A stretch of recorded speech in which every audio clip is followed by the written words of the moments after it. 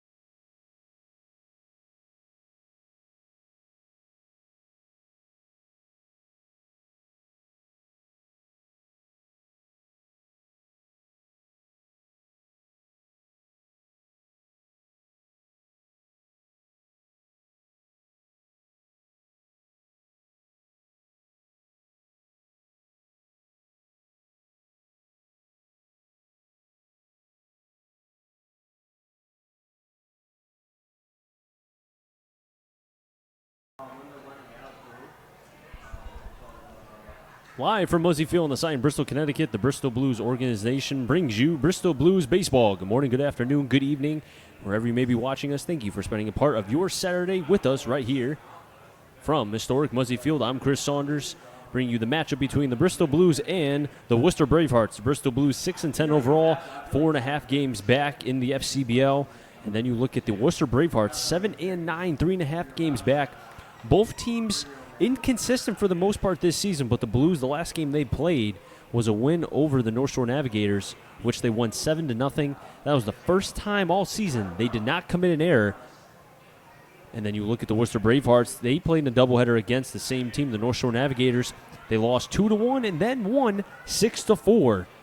But now a matchup of which both the Blues and Worcester have split thus far. Now the game that was supposed to be played a couple days ago was postponed due to weather, inclement weather per se, so that game will be made up on July 31st. But a little bit of, about 5:30, the rain started to really come down, but an excellent job by the grounds crew to be able to get this field in pristine condition to be able to play this game. Now, looking at both sides for the Hearts, and then you look at for the Blues, specifically the Hearts, their lineup, they only have one player batting over 200, or rather close to 300. That's Mariano Ricciardi. Then you look at the rest, it's .029, .92, 240, 156. Something I'm not really used to seeing from this Worcester team. As a collective whole, if you want to look at it from a micro sense, they're batting 196 and, only 13 stolen bases compared to caught stealing with 9. That's not very good for a team that last year was pretty elite when it came to stealing bases and hitting for a high average as a team. But then you look at the Blues as they enter the field. The Blues batting .250. They have 33 stolen bases and have been caught 14 times. Now we're going to pause and rise for the national anthem, and we come back. First pitch right here from historic Muzzy Field.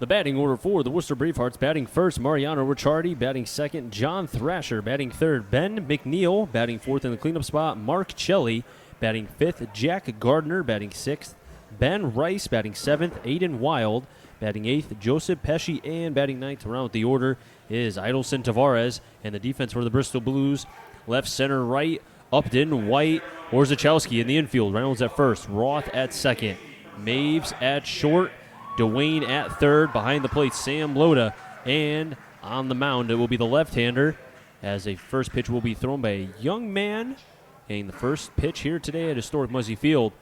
But as that is concluded, the pitcher will be number 23, Cam Vanherbeck, 6'5", 200, left-handed pitcher from Westchester, Pennsylvania. The college he goes to is Lehigh, and Vanherbeck 0-1 with a 9 ERA, has appeared in one game. That was the start. 0 complete games, 4 innings pitched, 4 runs, 6 hits, 5 strikeouts to 4 walks. And the scouting report is that was an excellent pitch by the young man throwing out the first pitch here today. Vanherbeck, a very well-decorated player. Just going through the laundry list of what he's done. In 2016, he was the PAISAA top prospect. In 2015 and 16, he was the perfect game underclassman All-American. In 2016, he was the Under Armour preseason All-American. In 2017, he was the perfect game Atlantic Region preseason All-American. And then in 2017, he was the perfect game 1,000 prospects. So he was named amongst 1,000 prospects from perfect game. And as a left-hander, imposing figure, 6'5", 200, still a lot to fill out. But did not throw a lot for Lehigh, only 3 innings, so a fresh arm for the Blues. And a first opportunity for myself to be able to see what this left-hander has.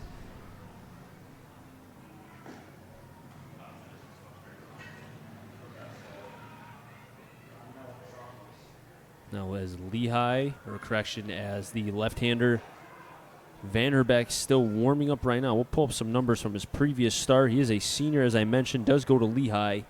His start was on June 13th against the Brockton Rocks, and that was a game, as I said before, went 4 innings, gave up 4 earned runs, 6 hits, 4 walks, and 5 strikeouts. Did face 23 batters. As Vanderbeck throws from the third base side of the rubber in a closed stance. Throw down to second, and a nice clean one from Sam Loda, the central product. And stepping up to the plate will be Mariano Ricciardi, batting .292, 6 extra base hits with 11 walks. And that name, Ricciardi, sounds familiar. Pretty simple. His father is the former Toronto Blue Jays GM and Mets GM, J.P. Ricciardi.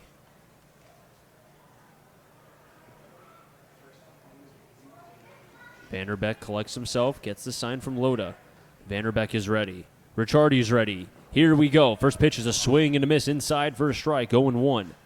And we're underway. First pitch at 7:20.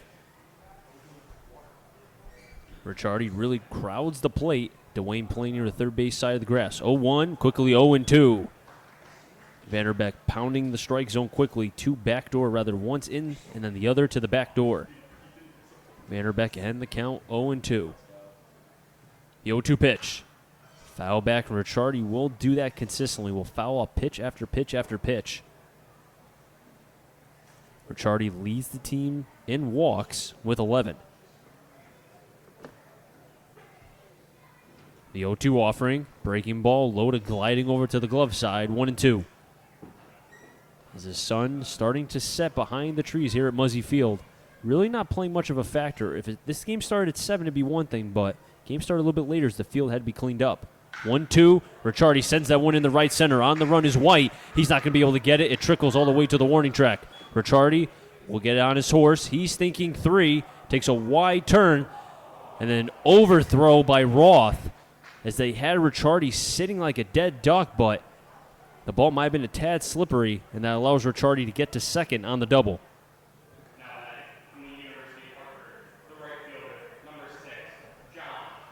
And John Thrasher stepping up to the plate, batting .029.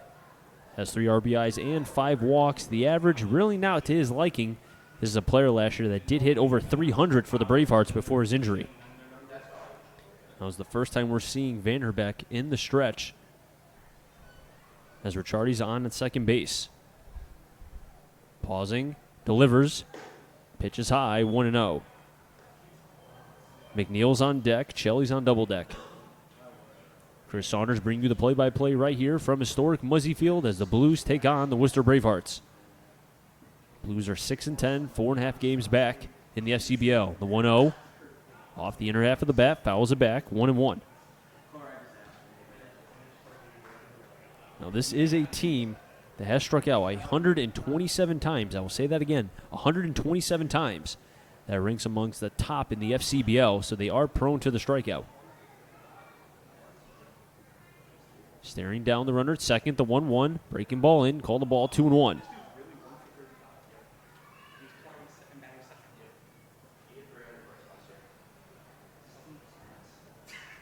Cameron Vanderbeck from Westchester, Pennsylvania, goes to Lehigh. Comes to the set high, the 2-1 pitch. A rocket over the head of the shortstop Maves and into left field. Upton's going to field that ball quickly and get it into Maves. Second consecutive hit for the Bravehearts off the bat of Thrasher. And the Worcester Bravehearts have runners on the corners with nobody out. As Ricciardi advances to third. And Ben McNeil is at the plate batting .192 with 7 strikeouts so far this season.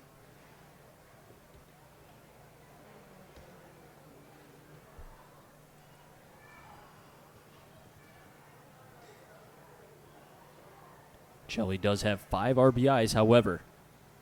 Batting from the right side, a little closed off in his stance. First pitch hits the backdoor part of the plate, 0-1. Or correction, that's Ben McNeil at the plate. Mark Chelly's on deck. Ben McNeil batting .192, 1 RBI and 7 Ks. Breaking ball outside, call the ball 1-1. Ricciardi reached on a double and then almost had a play, did Roth, but he overshot. Was Maves at second base. And Thrasher with a single to left. Foul back, 1-2. Chelly's on deck. Gardner is on double deck. Vanderbeck in a little bit of a jam right now as the Bravehearts have runners on the corners, but he is ahead in the count 1-2 on McNeil, who does have 7 strikeouts on the season. And Vanderbeck looking for a K here, did have 5 in his one and only start against the Rocks back on June 13th. 1-2. Fastball high, foul back, we'll do it again.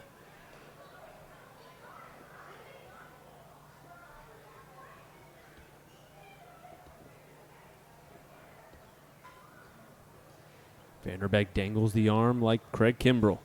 Gets the sign from Loda. The 1-2 pitch. Curveball to the front door.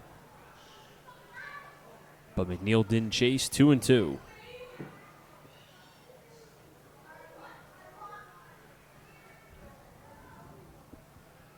Already 14 pitches for Vanderbeck.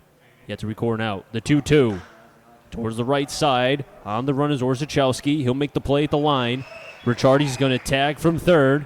Play at home. The tag missed. And Ricciardi scores from third. And the Bravehearts strike 1-0. Sack fly off the bat of McNeil. That's his second RBI of the season. Scoring on the play was Ricciardi. And Thrasher, because of the throw being on the line, stays at first base.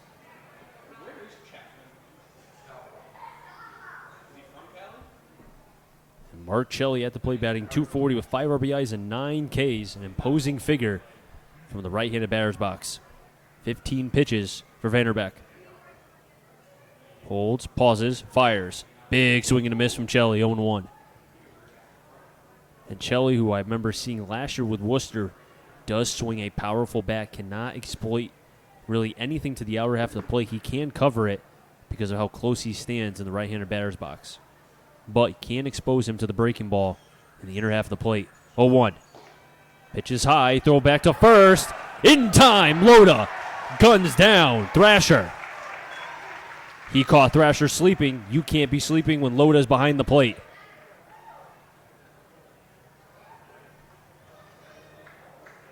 That's the second pickoff for Loda. And that really helps out Vanderbeck, who now has 2 outs, a 1-1 count on Chelly.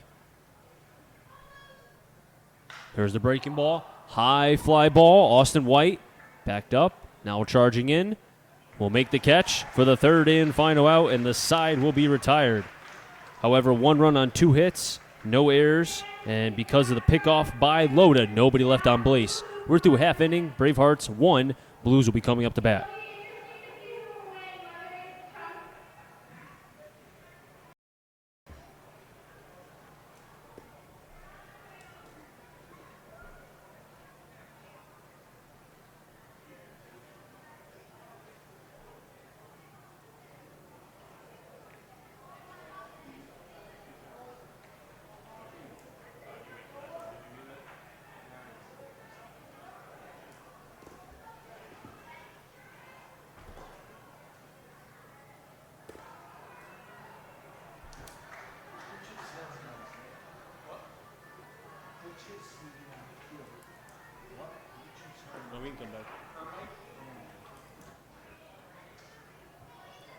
Bravehearts have won after 2 hits, but being able to get the pickoff of Thrasher was Loda behind the plate.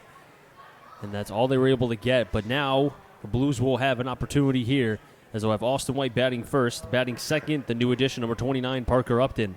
Batting third, Brandon Miller. Batting fourth in the cleanup spot, Buddy Dwayne. Batting fifth, his teammate Sam Loda from Central. Batting sixth, Dylan Reynolds. Batting seventh, Kyle Mays from Quinnipiac. Batting eighth from Roger Williams, Danny Roth, and batting ninth from Stonehill College, John Orzechowski. And the defense for the Bravehearts, left, center, right, Pesci, Tavares, Thrasher.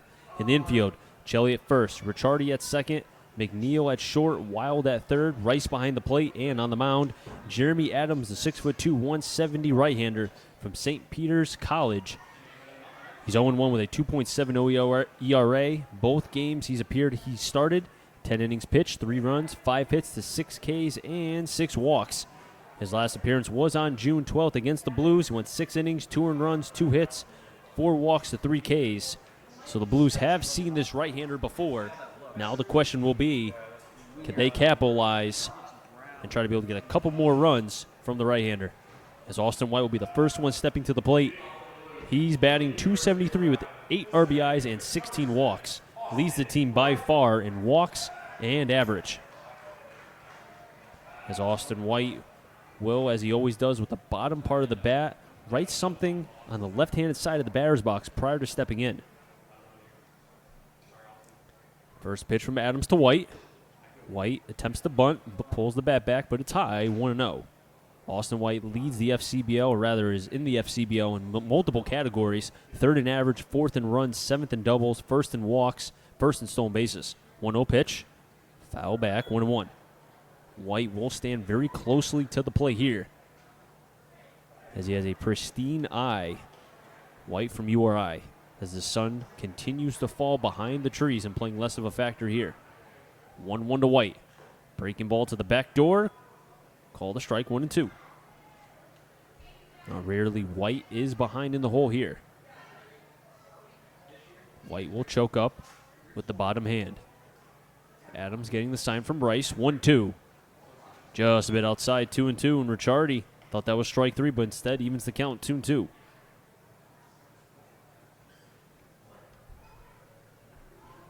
Adams takes a breath, gets the sign, throws from the first base side of the rubber, pitches inside, call, strike 3. And White goes down on strikes. And now stepping up to the plate as Austin White telling Parker Upton what Adams was throwing is the Creighton University product, Parker Upton. Upton getting his first at-bat here today. First pitch to Upton, breaking ball outside, 1-0. And having an opportunity to see Parker Upton play in the regional against Michigan and Oregon State, this is a fine player, and the Blues are lucky to have him. Another thing, too, he has a chip on his shoulder. 1-0 pitch. Chopper over to third. Wild, Fields, cross the diamond. Quickly, 2 down for the Bravehearts.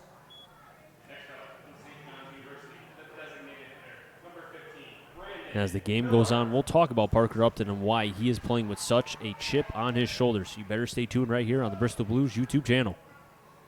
Brandon Miller at the plate from St. John's. Actually played against Parker Upton multiple times, especially in the Big East tournament. Miller batting .300 with 8 RBIs, 5 walks, and 8 Ks. Miller from the left side wearing number 15. First pitch, Miller outside. Oh, called a strike. Must have just nipped the backdoor part, 0-1. Blues as a team rank 5th in runs, 5th in hits, 4th in doubles, 5th in triples in the FCBL. Low 1-1. They're also 4th in walks as well, so they will take their walks as the team have only struck out 119 times. A little too many, though, for Ronnie Palmer and the rest of the staff's liking. 1-1, pop foul towards the third baseline, 1-2. Adams with already 1 Ks. He got Austin White and a fastball to the front door, and I got Parker Upton the ground out to third on a 5-3 putout.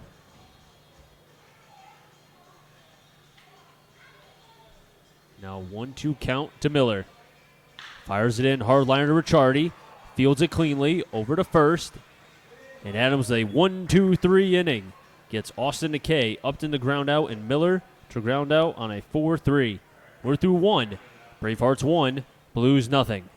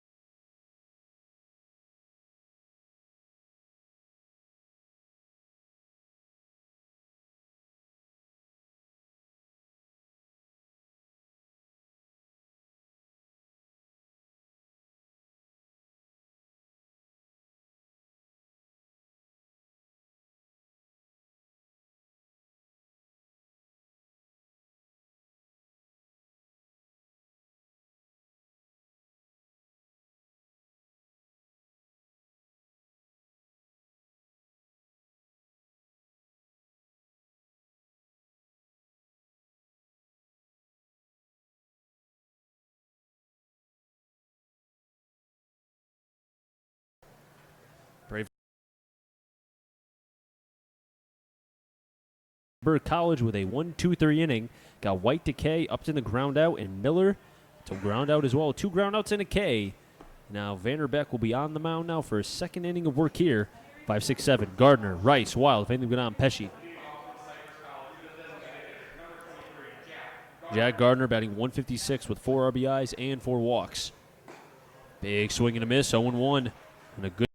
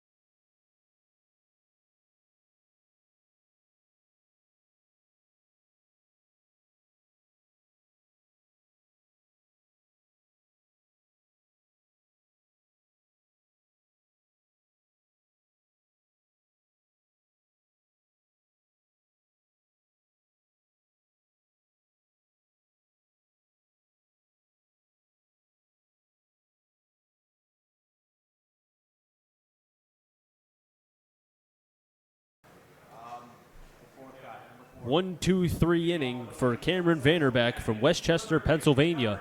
And the Blues coming up to bat here in the bottom of the second, down 1-0. And they'll have Buddy Dwayne, Sam Loda, and Dylan Reynolds, 2 central players, back-to-back here in the bottom of the second. Jeremy Adams had himself a 1-2-3 inning in the bottom of the first, had a K and 2 groundouts. First pitch to Dwayne is a big cut, comes up empty, foul tipped into the mitt of Rice, 0-1. Dwayne, in a limited at-bats, does not have a hit, and 2 Ks, 0-1. Foul back, 0-2. And Adams throws from a very compact delivery. Tall, lanky kid, as I said, 6'2", 170. Has a lot of opportunity to be able to fill out that frame. 0-2 pitch to Dwayne. Another breaking ball to the back door, but foul. So far, I've seen a fastball and a curveball. Really not so much of a changeup just yet, but you would think right here, maybe try to slow him down. As Adams is ahead in the count, 0-2. The delivery. Breaking ball in on the hands, popped up, might stay in play. Rice takes the mask off and gets the catch near the Blues dugout. 1 down. And Sam Loda getting his first at bat here today for the Bristol Blues, batting .200 with 2 walks and 4 Ks. Him as well as Dwayne and Matt Shane, the left-hander, and the bullpen for the Blues were in the regional when they played against Nebraska. First pitch. Low, 1-0. Now, Loda, if I recall, did get a hit against, and I have to look at the pitcher exactly. I have it in my notes, but I think his name is Nolan from Arkansas, rather, not Nebraska. Arkansas, 1-0 pitch. Lines that one into center field. Tavares, still back near the warning track, dives, can't make the play. And Loda's thinking 3. He tags second. The throw all the way to third will not be in time. And Loda with a triple. And he really barreled up that piece. That was a pitch inside, continued to drive. Tavares kept going back near the warning track, took a leap, came up unsuccessful, and now Loda gives the Blues their first hit here in the bottom of the second, and a runner in scoring position as well. But as I was saying, Loda did get a hit against Connor Nolan, who is the starting quarterback for the Arkansas Razorbacks, and you can see why. Loda can hit. Breaking ball high, 1-0. Reynolds batting .222 with 9 RBIs and 11 Ks on the season. Adams is throwing from the windup here. 1-0 pitch to Reynolds. Pitch outside, taken for a strike, 1-1.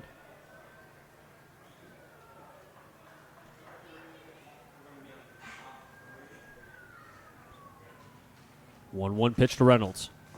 Outside, 2-1. On deck is Kyle Maves. On double deck is Danny Roth. Adams in his first jam here this evening as he went 1-2-3 in the first, but after getting Dwayne to ground out, or pop-up rather, outside 3-1. Loda hits a triple, just getting over the head of Tavares. That looked like a ball that just continued on its trajectory and just went over the head of Tavares. 3-1 pitch to Reynolds. Pops it behind the press box, evens the count, 3-2. This is a case where if you're Dylan Reynolds, you're just trying to put the ball in the air long enough to allow Loda to tag. 3-2. Drives that one right center. That's going to give Reynolds a run batted in, his 10th of the season. He's thinking 2. Ball's caught up by Ricciardi, and a sliding double for Dylan Reynolds. He ties the game 1-1.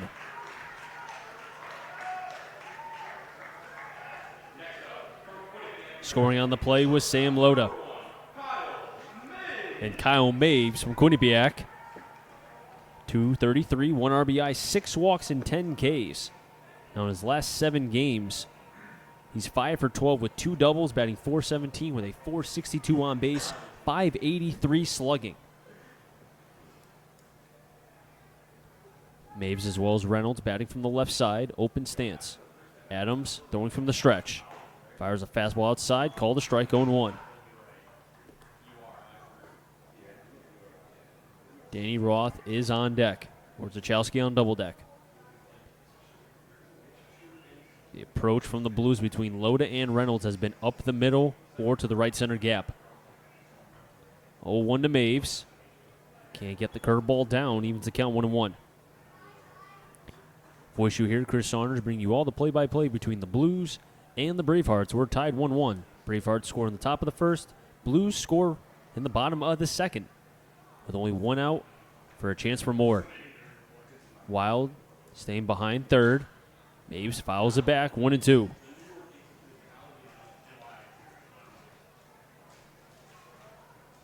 Inning started with Buddy Dwayne popping up to the catcher near the third base line towards the dugout of the Blues, then loaded with a triple, and Reynolds drove him in. That's why he's on second base. 1-2 count on Maves. Now Ricciardi playing pretty back from second base. Loda could take a pretty big jump. 1-2. Maves goes down swinging. Second K. That's his 11th of the season for Maves. Second K for Jeremy Adams. And Roth coming up to the plate with 2 down. Now Roth, he's in the tops in the FCBL in Ks with 18.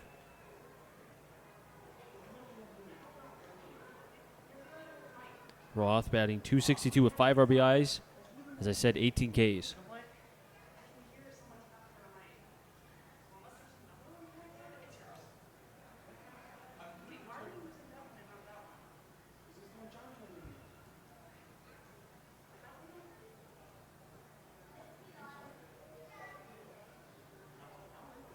Adams comes to the set high.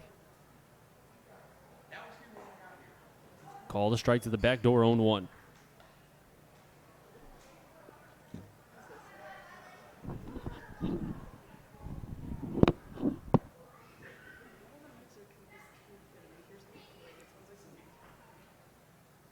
Adams staring down Reynolds at second. 0-1. Swing and a miss by Roth, 0-2.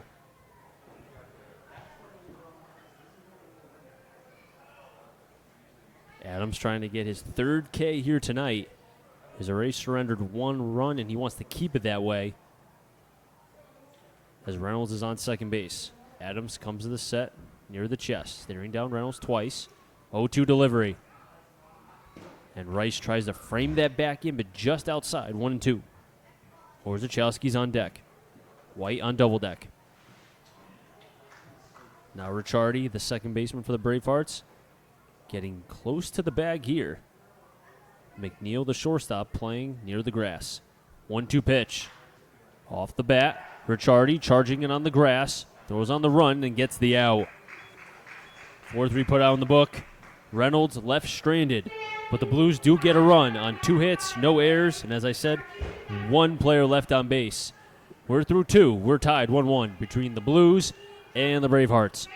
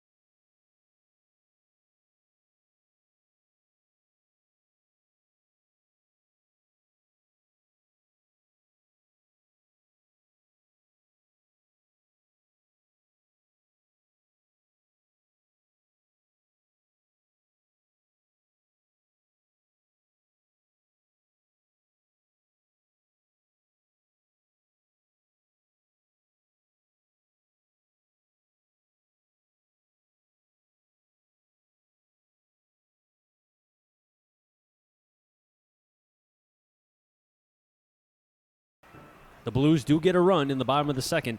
After Loda tripled, Reynolds drove him into right center, but then a K by Maves and Roth grounded out softly to Ricciardi at second base.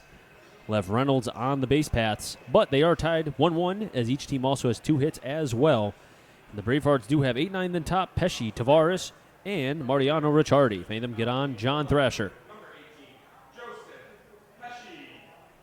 Pesci batting .200 with no RBIs on the season. This is a player last year that was a force for the Bravehearts as he came in late into the season.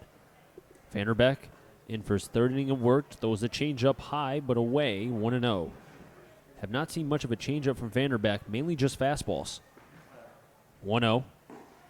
There's the fastball but low, 2-0. Have not seen too much of a breaking ball either. Doesn't have command of much, but as now he gets to the second part of the order through the 8 and 9 spot between Pesci and Tavares.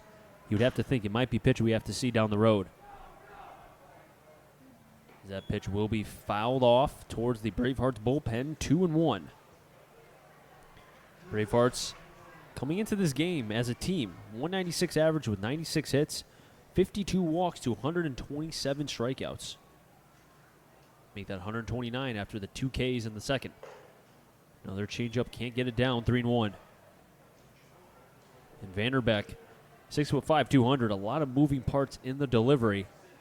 Sometimes it takes bigger pitchers longer to be able to get full command. Fastball high, low to try to be able to frame that down, but can't. The leadoff walk to Pesci. Next up, from Southern New Hampshire University, the center fielder, number 17, Idelson Tavares. And Idelson Tavares stepping up to the plate. 231 with 1 RBI and 1 walk. Tavares, who made the errant play in center field, wasn't ruled an error, but did make a misplay, if anything. That allowed Lopez. It hits a hot shot to Dwayne. Back over to first. Scoop by Reynolds. Double play. Heads up by Buddy Dwayne.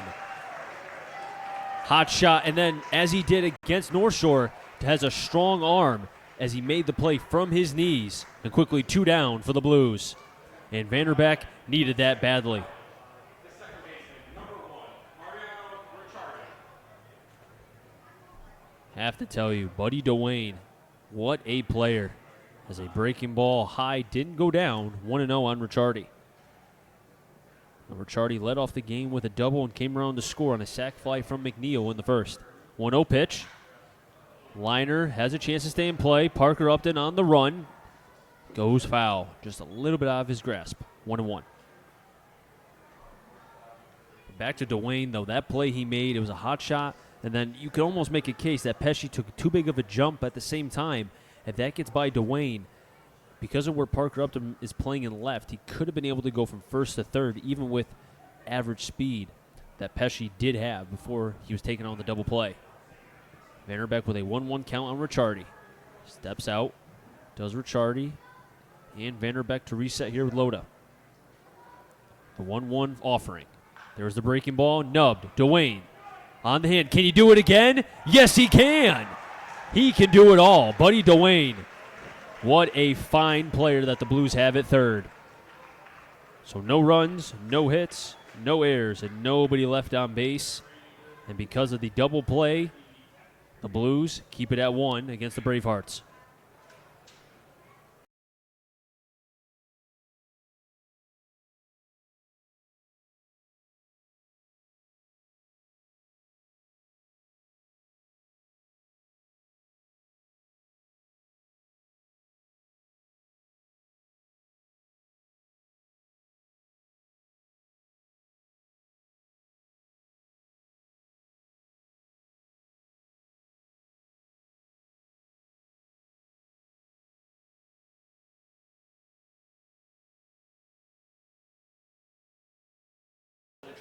Central.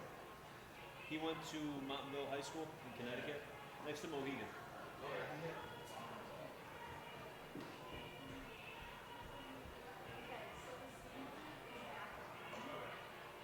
You can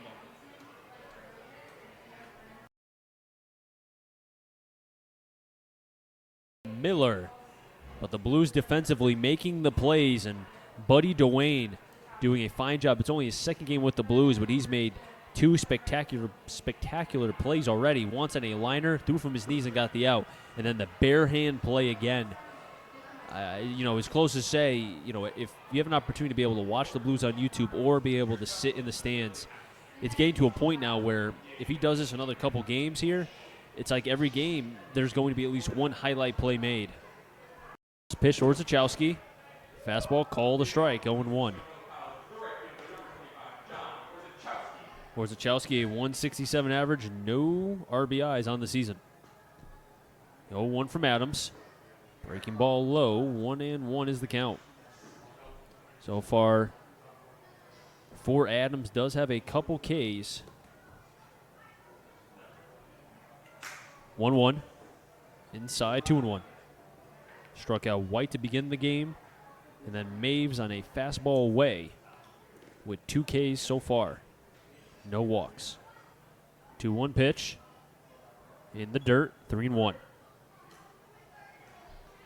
Bravehearts score in the top of the first. Blues score in the bottom of the second. Each team with 2 hits and no errors apiece. 3-1 count on Orzechowski. Austin White on deck. Low for a ball, and the leadoff runner's on. From the University of Rhode Island, the center fielder, number 7, Austin White.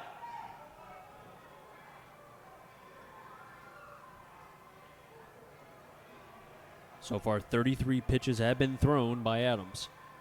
And he's through 2+ innings of work thus far. As Austin White will be seeing him for the second time. He struck on a 2-seam, maybe a 4-seam, looked like a 2-seam, either way. It was a fastball to the inner half of the plate. Let's see if White learned his lesson from the first time seeing Adams so far today. The offering, outside.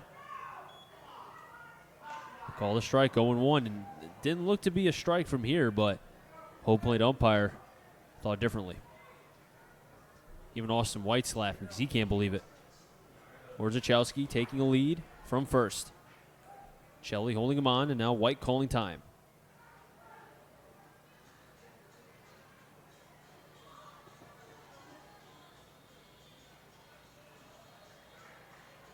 Infield playing normal depth. Outfield playing the same. Maybe Tavares playing a toe in. 0-1. Outside, 1-1. And that looked like the same exact pitch that was called a strike before. Austin White from the University of Rhode Island has been a great player for the Blues thus far this season. Throw back to first. Gets away from Chelly. Orzechowski won't go as it didn't go far enough from Chelly.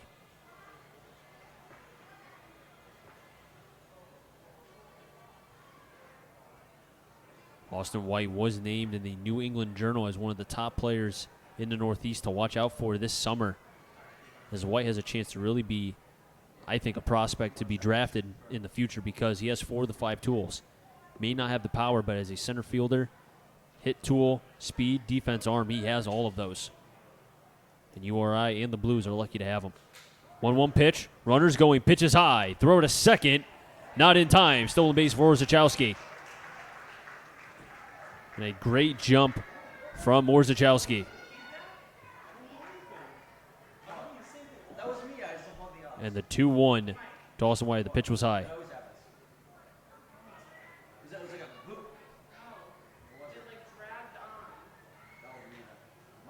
Adams on at first, or rather Adams from the first base side of the rubber. 2-1. Can't spin the breaking ball. 3-1. Parker Upton's on deck. Brandon Miller on double deck.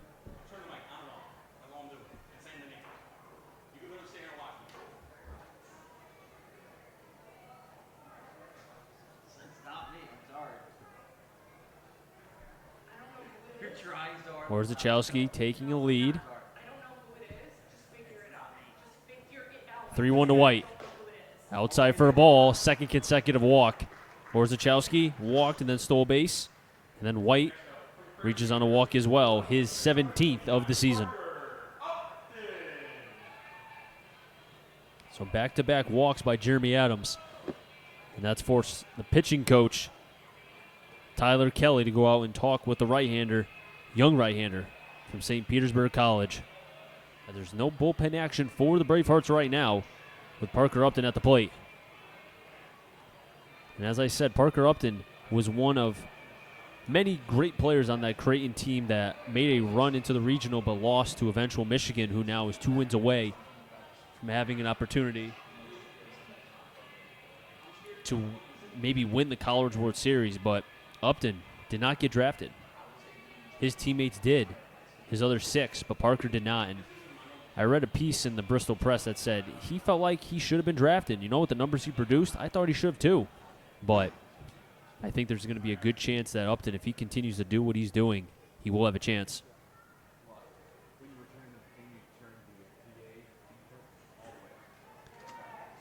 First pitch to Upton. High, 1-0. Upton showed at Creighton a great eye. Defensively can make all the plays. And a smooth, swinging hitter. Wearing number 29 for the Blues. From Nebraska, as I said, goes to Creighton University. Sets the bat at his shoulders. 1-0. Takes it outside, called a strike, 1-1. And the Blues fans not agreeing with the backdoor part of the plate. Called strikes, but either way, the umpire has been calling it. Orzechowski at second, White on at first, a 1-1 count on Upton. Blues are tied with the Bravehearts, 1-1. High, 2-1. And just like with Vanderbeck, Adams has not been able to throw that curveball for strikes. Really limits you as a pitcher, where now the hitter's seeing you a second time through. If you cannot command the breaking stuff, they will hit you eventually. Outside, 3-1. Now the third consecutive batter that Adams has gone at least a 3-ball count, as Orzechowski and White both did. In the same situation too, 3-1 counts. Orzechowski stole second, and then White was able to work a walk. Upton grounded out back in the first. 3-1 pitch outside for a ball. 3 consecutive walks by Adams.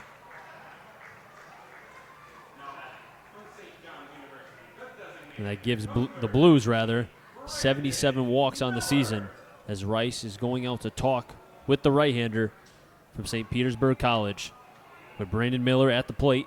Plenty of Blues on third, second, and first. Runner on third is Orzechowski.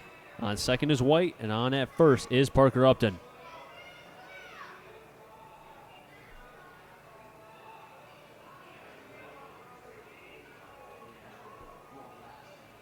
And Miller does have 8 RBIs on the season. The go-ahead run is on at third. In this early part of the game, no outs in the bottom of the third. Adams throwing from the windup. Looks at a fastball outside, 0-1. And he started out 2 of the 4 hitters with the first pitch strike and then falling behind quickly. Has not been able to throw anything to the glove side. It's all been to the arm side. 0-1 pitch. And there it is, the arm side fastball. Can't command it to the glove side. 1-1. So really, as you know, both Miller and Dwayne and even Loda have seen now, can't go to the glove side. Really can crowd the plate. 1-1. Outside, 2-1. If you're Miller as a left-handed batter, you know he's not going to throw inside. Really get enough of the barrel out, even if it's not even going to be a hit. Just get in the air long enough to allow the runner from third, that'd be Orzechowski, to be able to tag up and score. Shelley in front of Upton at first. The 2-1 offering to Miller. Outside, 3-1. Buddy Dwayne on deck. Sam Loda on double deck. Chris Saunders on the play-by-play between the Blues and the Bravehearts, live on the Bristol Blues YouTube channel. 3-1 pitch. Line through, up the middle, forward base hit, lips and takes a couple hops. That'll score 1. Austin White's coming around. He'll score a 2 RBI single off the bat of Brandon Miller. That gives him 10 RBIs on the season. And the Blues are on the board with 2 here in the bottom of the third. They take the lead, 3-1.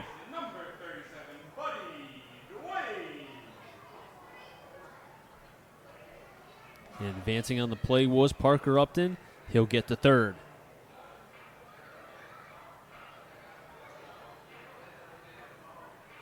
And the Blues taking advantage of back-to-back-to-back walks, as Buddy Dwayne is at the plate now. Still nobody out. Miller on first, Parker Upton at third. Adams giving up 3 runs thus far on 3 hits. First pitch outside, 1-0. The command of the strike zone has not been there for Adams in this inning. As now the bullpen is slowly going to start getting hot for the Bravehearts. Throw back to first. And Miller just getting there as it looked to be Shelley came off the bag. As Upton took a big secondary lead on that throw just in case if the ball got away.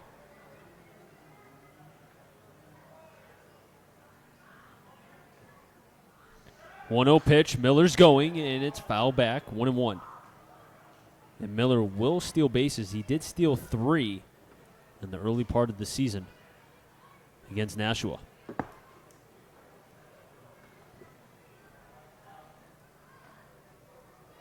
.27 balls and 26 strikes for Adams.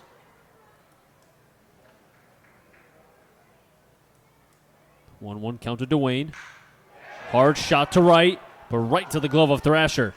And Upton just drawing the throw and Rice keeping it right at home plate. Otherwise, if that's overthrown, maybe Upton might have a play at home. That's a hard line out off the bat of Buddy Dwayne. Number 14, Sam Loda. And Sam Loda coming up, who did hit a triple over the head of Tavares back in the second for one of the 3 runs for the Blues. Reynolds is on deck. Runners still in the corners. Miller at first. Big swing and miss from Loda, 0-1. Miller on first, Upton on at third.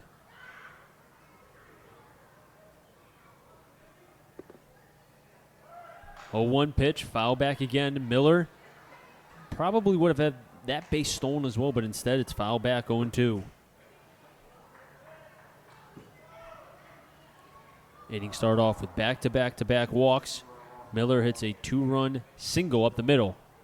0-2 in the dirt, 1-2. Rice coming up quickly. And then Buddy Dwayne hitting a hard liner right to the glove of Thrasher. And Upton just drawing the throw. Still 1 out, 1-2 count on Loda. The delivery. Swing and a miss. And Loda down via the K. That gives Adams his 3rd K of tonight. And Dylan Reynolds at the plate.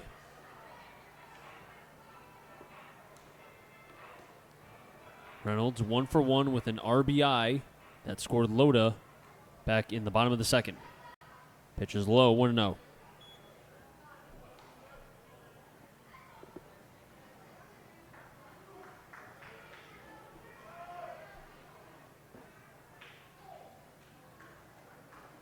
Taking the lead is Miller, as well as Upton.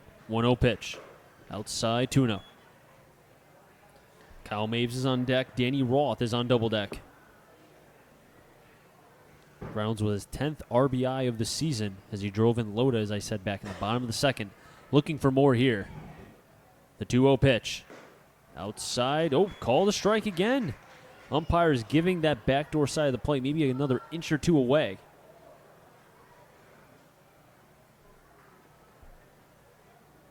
Working quickly is Adams. The 2-1. Same spot. Equal result. 2-2 with 2 outs. 2's on the board. 2 balls, 2 strikes, 2 outs. Parker at third. Miller on at first. The 2-2 offering. Curveball, chopper. Over to Ricciardi. He fields. Flicks it over to McNeil. And the side has been retired. But the Blues do get 2 runs after the back-to-back-to-back walks. 2 runs on 1 hit, no errors, and 2 players left on base. We head to the top of the 4th. Your score, Blues 3, Bravehearts 1. And the Bravehearts will have 2-3-4, Thrasher, McNeil, and Chelly. We come back live from historic Muzzy Field on the Bristol Blues YouTube channel.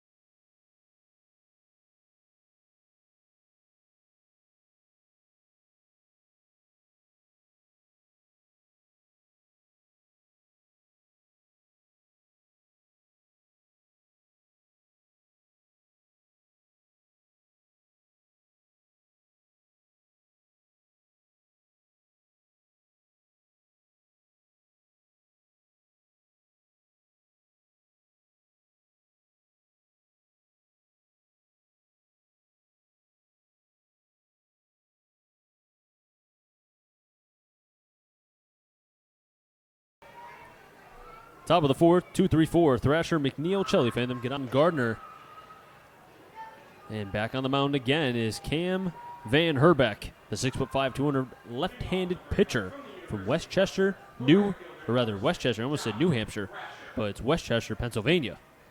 Completely different sides there between New Hampshire and Pennsylvania, but that's neither here nor there. Thrasher takes the pitch high, 1-0. Thrasher now in his 2nd at-bat. So far, 0 for 1 today. The 1-0 pitch. Check swing foul. 1-1. Thrasher, a 6'2", 180. Right-handed hitter from the University of Hartford, a junior, and he's a local kid, Richfield, Connecticut. Vanderbeck so far 25 strikes, 15 balls. 1-1, foul back by Thrasher, 1-2. And very pitch efficient for Vanderbeck, trying to go deep into this game as we do not know the extent of the bullpen that can be used, although the Blues have not played in about 2 days, so it should be fresh enough. But Vanderbeck wants to go deep in the game. 1-2. There's the curveball. Couldn't get it down as he licked his hand after the pitch. Must have slipped out. 2-2.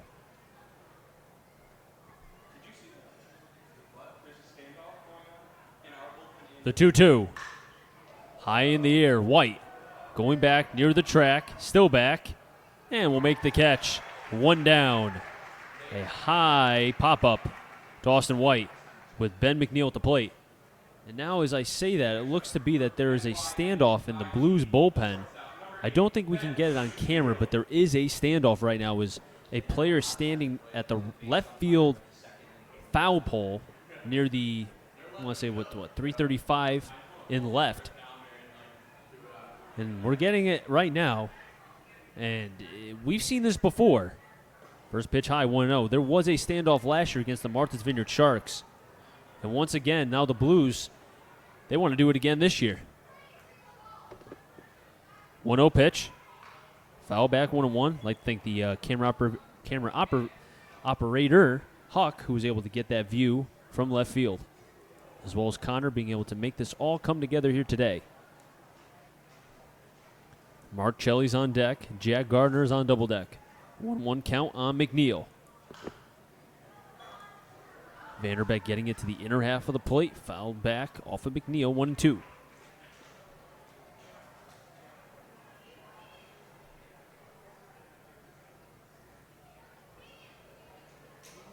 Vanderbeck so far trying to find the off speed.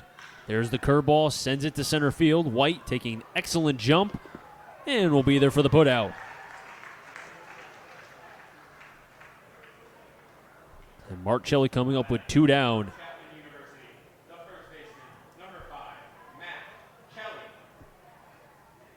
And as I questioned if the Bravehearts had somebody on their side, they do have a player on the right side of the foul pole. So a standoff again between the Blues and the Bravehearts. Pitch is high, 1-0. Now the only question is, can we get this on video? Inside, 1-1.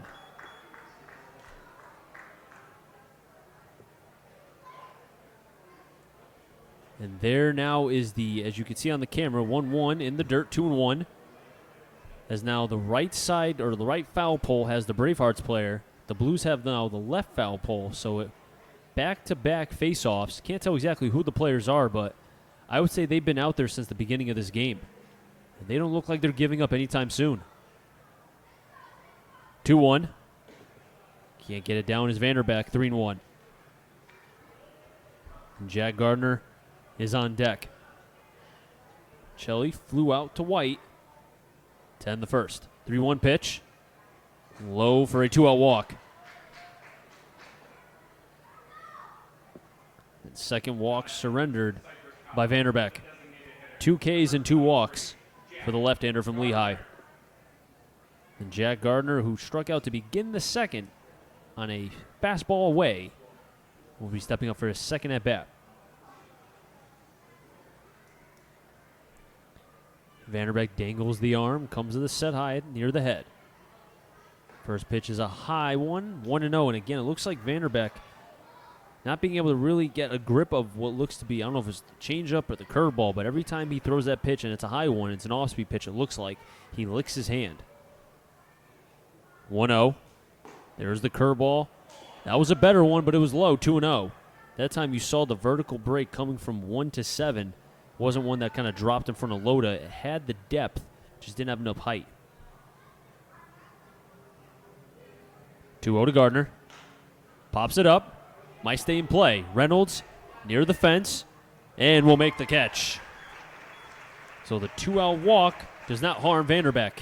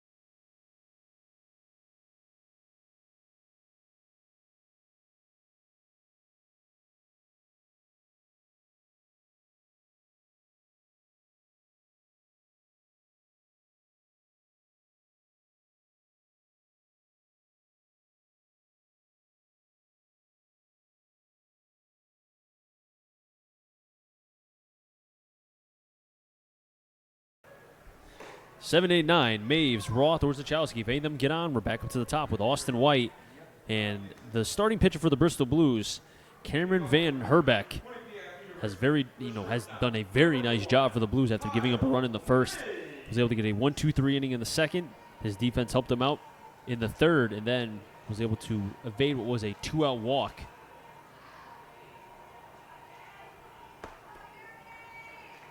As Kyle Maves stepping up to the plate, he struck out swinging back in the second. Still on the mound is the right-hander, Jeremy Adams. That's going to be a chopper over to Chelly. He'll take it himself for a 3 unassisted. And Danny Roth from Roger Williams coming up. And Maves not wasting any time, wants to swing at the first pitch.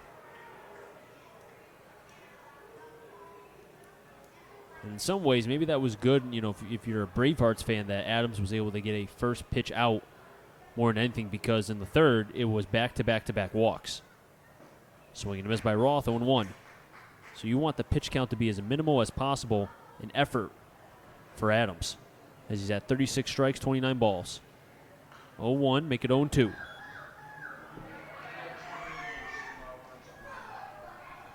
Worcester Bravehearts 7-9 overall. The Bristol Blues 6-10. 0-2 pitch. Just gets a piece, does Roth. And the last game played by Worcester was a game in which they lost in a doubleheader. Lost the first one, the second against North Shore. 2-1 and then won 6-4. Adams 0-2 to Roth. Fastball outside. Nice framer by Ross, but just a tad low, 1-2. Orzechowski's on deck. Adams delivers the 1-2. Breaking ball in. Framed by Rice again, but this time couldn't get enough of the plate. Tad high, 2-2. Maves swung at the first pitch as he grounded out to Chelly, the first baseman. 2-2, another foul ball. And just an update, now the Bravehearts have 2 players on the standoff. So right now the Blues are outnumbered 2-1 in the standoff. 2-2. Another foul ball.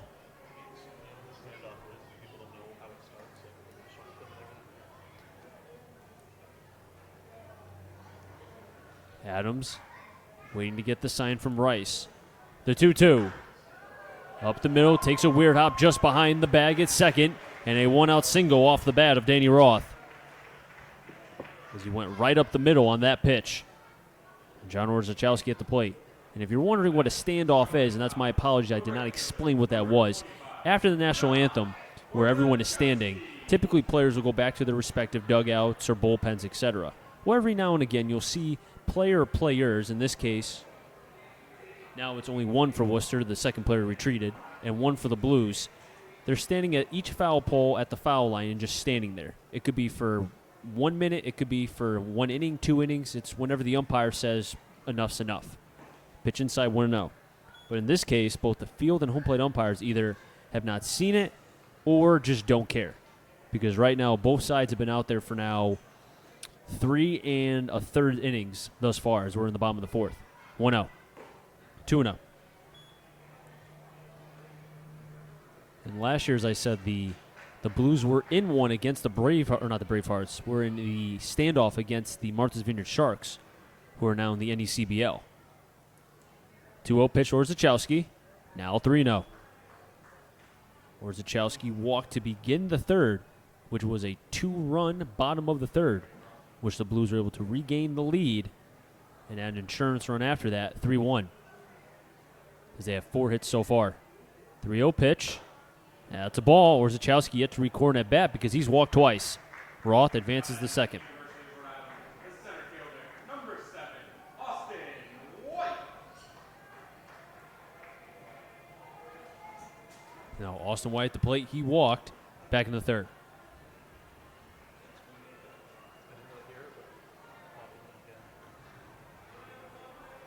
Austin White struck out looking in the first and then walked in the third and came around to score.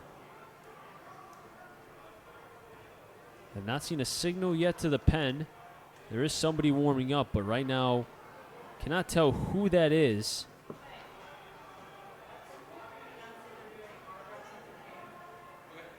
I'm going to have to say that's Tyler Kelly. Just trying to talk things through with Jeremy Adams, who right now has runners on second and first. Orzechowski with his second walk, and then Roth, who singled up the middle.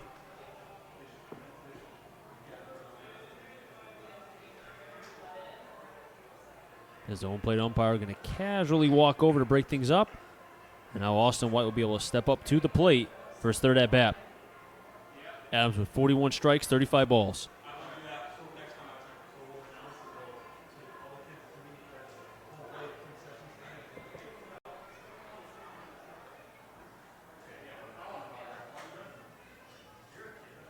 And a beautiful Saturday afternoon, or Saturday evening, I should say, here at historic Muzzy Field. Picture perfect here. Bunt attempt, missed by Austin White as Roth has to get back to second quickly. This is the second time that we've seen this from Austin White, trying to bunt. First time he did that in the first, and he missed. Second time here, was not able to do it.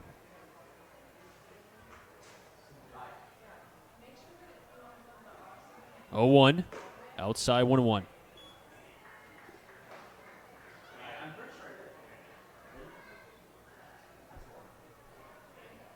Adams so far has given up 3 runs on 4 hits. Bravehearts 1 run on 2 hits. They scored their run in the first. Adams pausing, fires. White drives that one into right. Thrasher, it's going to get over his head. That's going to be at least 1 run. Rounding third and scoring is Roth. Orzechowski, he wants to come home. It's caught up by Ricciardi. He throws it to home, not in time. A 2 RBI double off the bat of Austin White. It's 5-1 Blues over the Hearts.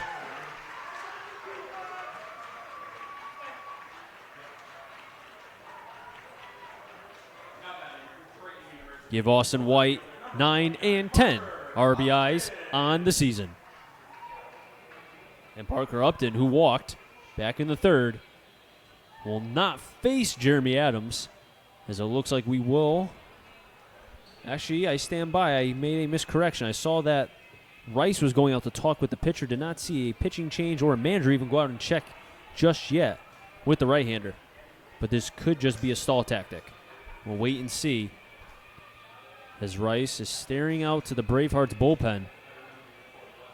And now walking back behind the plate.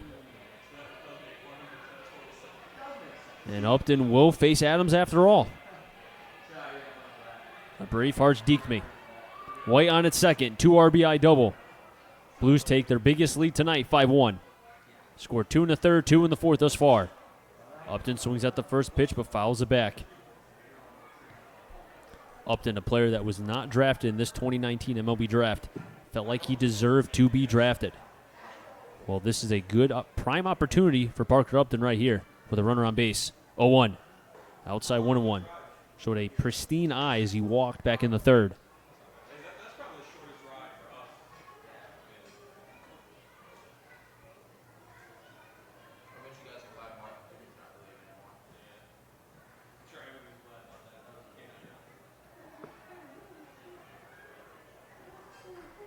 On deck is Brandon Miller. On double deck is Buddy Dwayne. Upton as he rests the bat on his shoulders. Picks it back up. The 1-1 pitch. Towards the right side and through the 3-4 hole.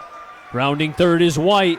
Here comes the throw. The play can't be made as it gets off the glove of Rice. Upton's going to hustle down to second. And that's an RBI, a run batted in for Parker Upton, his first as a Blue, and it's also his first hit as well. And Upton will advance to second on the throw, and the Blues lead 6-1. As Austin White came around to score on that hit from Parker Upton, and it was a missile through the 3-4 hole. And as I say that, a pitching change here for the Bravehearts. We'll be right back.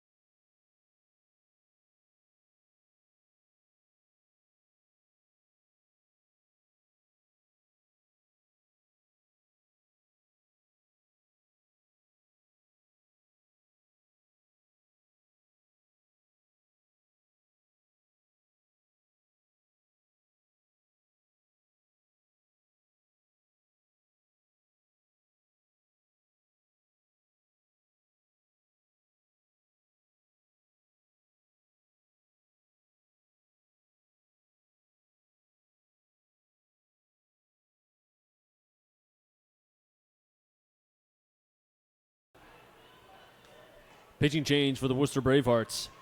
It is number 42, Chris Keenan from Massapequa Park, New York, goes to the College of NYIT, 6'4", 220. Is this right-hander? He has a 3.85 ERA. Does not have a record. Now his last appearance was on June 17th against the Starfires. Went 2 1/3, 2 runs. Only one of them was earned, 2 hits, 2 walks, and 2 Ks, 12 batters faced. And he's in relief of Jeremy Adams, who went 3 1/3, 5 runs, all of them earned, 5 hits, 3 Ks, 4 walks. Now Upton is Adams' responsibility at second base, so technically Adams' day is not fully done until the end of this inning or Parker Upton comes around to score. And casually walking over to the plate on the left side is Brandon Miller, who is 1 for 2. Ground out to Ricciardi to end the first and then hit a 2-run single in the third, which at the time did put the Blues up 3-1.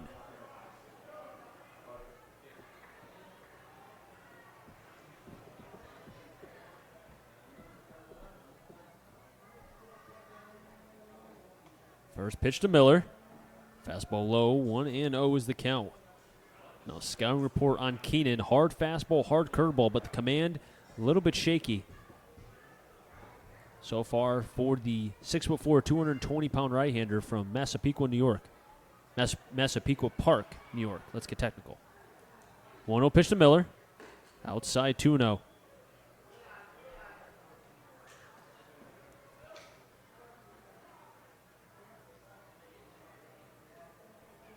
Parker Upton on second base, recorded his first hit and run batted in as a Blue in his third at-bat. The 2-0 pitch to Miller. Called a strike, 2-1. Seen the umpire, he's been consistent. He'll call that backdoor fastball away every single time thus far. But I've not seen command for the Bravehearts to be able to get to that inner third of the plate, something left-handers should take note of. 2-1. Outside, 3-1. And Keenan really falls away towards the first base side of the rubber, so you can see why maybe the command to the glove side is not there, because he falls so much towards the first base side of the rubber, or first base side.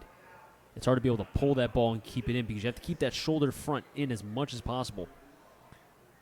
3-1 to Miller. Fouled off the mitt of Rice. Evens the count 3-2 with 1 out.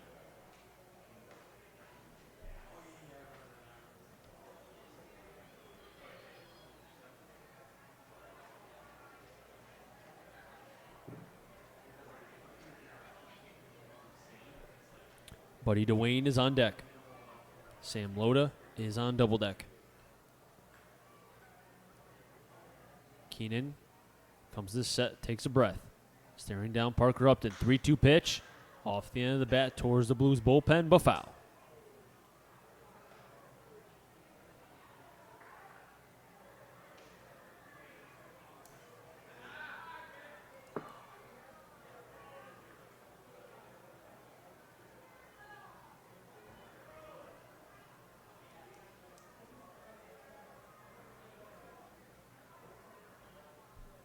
The payoff pitch to Miller. Towards the 5.5 hole and through for a base hit. Upton will stay at third. Second hit for Miller in 2 at-bats. 2 for 3 on the day, has 2 RBIs. And Miller has been hitting the ball hard tonight. The third baseman, number 37, Buddy Dwayne. And Buddy Dwayne, who should have had a hit in his last at-bat, it was a liner to right, and Thrasher looked like he was just in the right spot.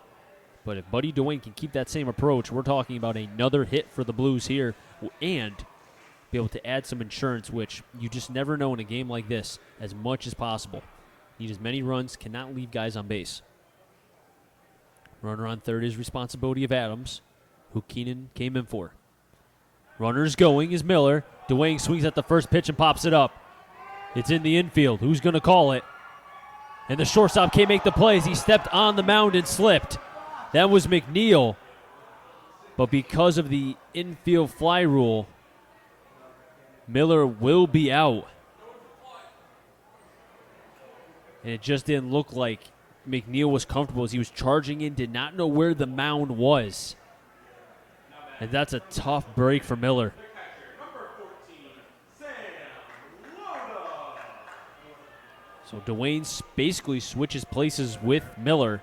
And Sam Loda coming up to the plate. He struck out back in the third, but hit a double and came around to score for the first run for the Blues in the second, which at the time did tie the score.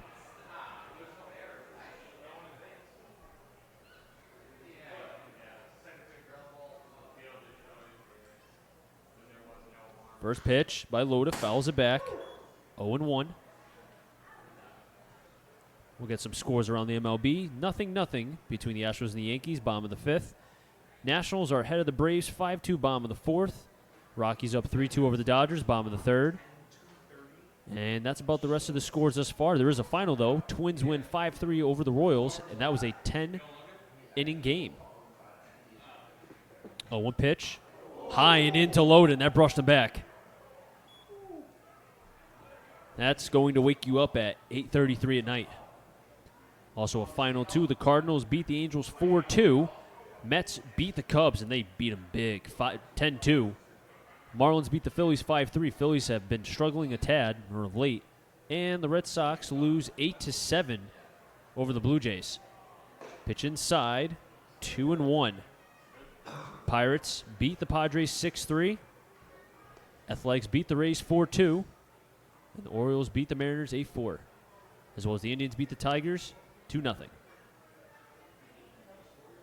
2-1. Inside again, 3-1. Yankees do not have a score yet, as I said before. In their matchup against the Astros, they're in the bottom of the fifth.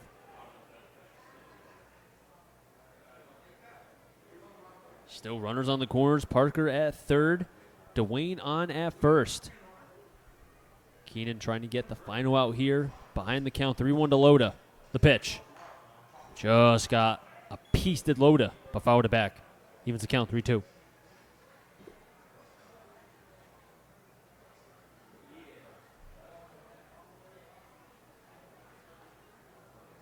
Reynolds is on deck for the Blues here.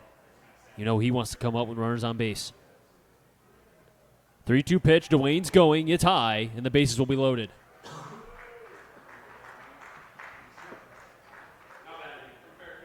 And Reynolds, who was able to get his 10th run batted in of the season, is looking to get a couple ribeyes here as we have runners on third, second, and first. Upton at third. Dwayne at second. Loda on at first. And if Reynolds can find a way to get on, we will bat it around. My scorebook will be messed up. Pausing is Keenan. First pitch to Reynolds, in for a get-me-over strike, 0-1.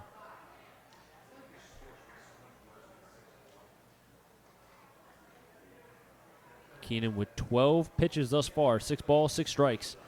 That's not good. 0-1 to Reynolds. Big, healthy cut. Can't get a piece, though, 0-2. Reynolds going to have to choke up here.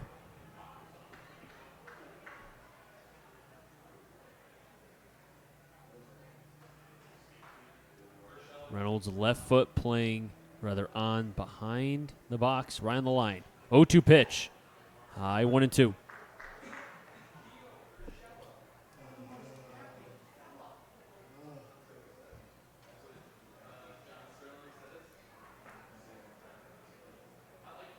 Keenan at the belt. The 1-2. Outside again, 2-2. Keenan trying to overthrow for the K. You can see the mechanical flaw in Keenan falling towards first base, and that's where the inconsistency of the strikes will be, as the arm slot will go between high 3/4, low 3/4 consistently. 2 is on the board, 2 balls, 2 strikes, 2 outs. The pitch. Swing and a miss. Reynolds down via the K. That's his 12th of the season. Keenan gets his first tonight and strands the bases loaded. But the Blues do get a couple runs, 3 runs on 3 hits, no errors, and they leave the bases loaded. We head to the 5th. The Bravehearts will have 6, 7, 8. Rice, Wild, and Pesci. We come back. Blues lead the Bravehearts 6-1.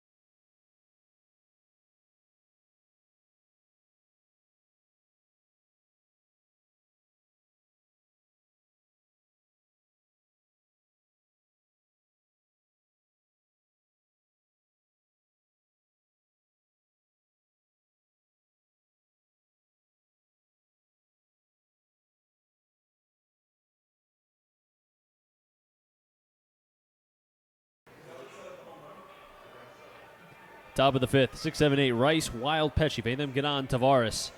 And still on the mound, I'm not surprised, Cam Van Herbeck, who, after he gave up a run in the first, has really, except for a couple walks sprinkled in, has done a fine job for the Blues thus far when you consider what he dealt with in the first. So far, 4 innings, 2 hits, 1 earned run, 2 walks, 2 Ks. And this left-hander from Lehigh fires in a fastball in, 0-1 on Rice. Grounded out to Roth for the second out back in the second. Has really been doing everything, or thus far, has gone through 4+ innings on just 1 pitch. Now he's going to need to show some sort of changeup and curveball. Otherwise, it could be short for Vander. Outside, 0-2 on Vanderbeck. Behind the count is Vanderbeck on Rice. Rice, the left-handed batter. Looking for the K is the lefty. 0-2. Low 1-2.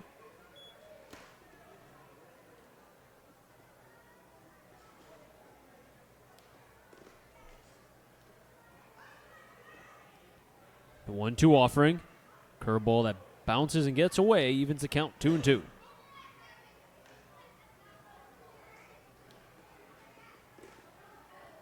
And you could say maybe effectively Wild for this left-hander, but either way, he's getting outs.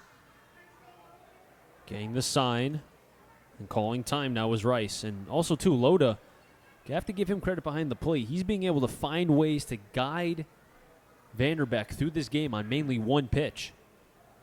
The 2-2 to Rice. There's the curveball, checked his swing, got a piece, but fouled it back. 2-2 is the count still against the lefty.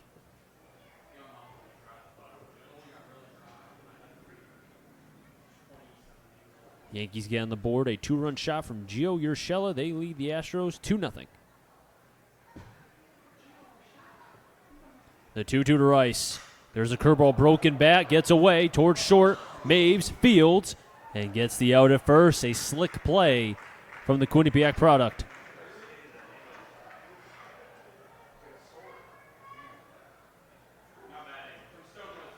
And that bat did not die a hero. Aiden Wild at the plate now. He struck out to end the second, which was a 1-2-3 inning. And Vanderbeck is looking to try to continue that 1-2-3 inning streak here. Like another one. Pitch outside, 1-0. Vanderbeck so far 35 strikes, 25 balls, but I think that's what it was in the previous inning, so might have to double check that. Big swing and a miss, 1-1. Looking at Game Live Baseball right now on the FCBO website. Have not seen it change just yet. Vanderbeck working quickly, 1-1. Foul tipped into the mid of Loda, 1-2. And it's impressive enough that both Loda and Vanderbeck have been able to work together and just get by with basically one pitch and just showing a curveball, just to, if anything, just show it. 1-2 to Wild. Changeup pops it up. Warzachowski. Roth, Reynolds, who's going to come up with it? And it'll be nobody. As it went foul towards the picnic side near the Bravehearts bullpen. Vanderbeck, a 2017 perfect game, 1,000 prospect, one of the 1,000 prospects named. And just a litany of his resume. 2016, he was the PAISAA top prospect as well.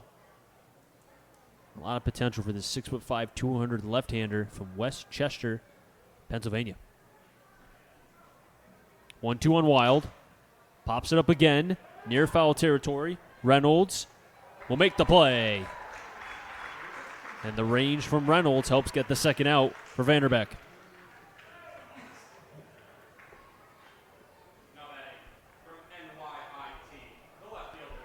Joseph Pesci, who walked and was left stranded on, walked and then was on a double play because of a hard liner off the bat of Tavares. Pesci, wearing number 18, came into this game batting 200, has yet to record an at-bat just yet. First pitch to Pesci. Swing and a miss. Comes up empty on that swing, 0-1. Vanderbeck looking for his second 1-2-3 inning tonight. Evaded him back in the previous inning because he gave up a walk to Chelly. 0-1 high, 1-1.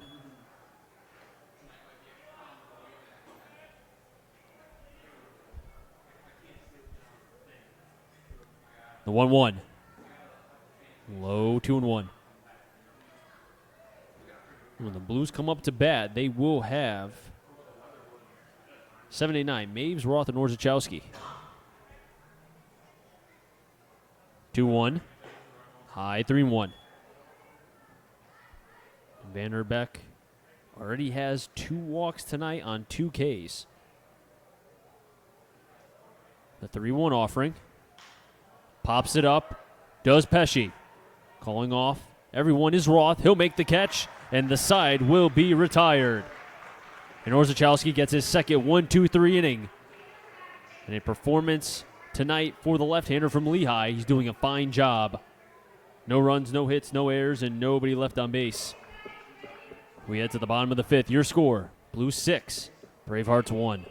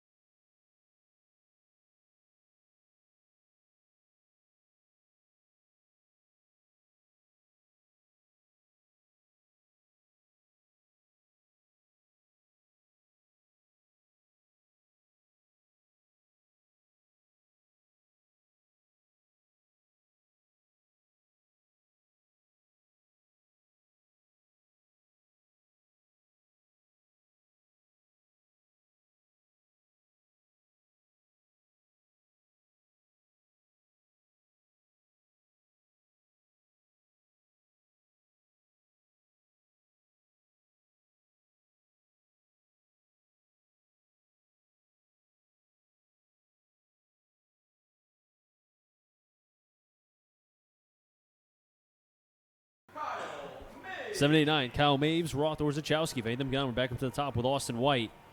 And the starting pitcher for the Bristol Blues, Cam Vanderbeck. His second 1-2-3 inning as he got Rice, Wild, and Pesci. Basically, 2 pop-ups and a ground out. In the next half inning, I'll count how many pop-ups and ground outs he has thus far, but working with just one pitch, him and Sam Loda really have it going. Maves swung at the first pitch, takes the one here. 1-0 here in the bottom of the 5th. Maves 0 for 2. Ground out to Chelly in the 4th, the first baseman, and then struck out swinging in the 2nd.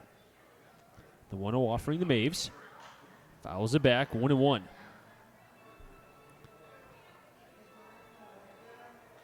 So far, the Blues have scored 1 in the 2nd, 2 in the 3rd, and 3 in the 4th for a 6-1 ball game as they lead over the Bravehearts.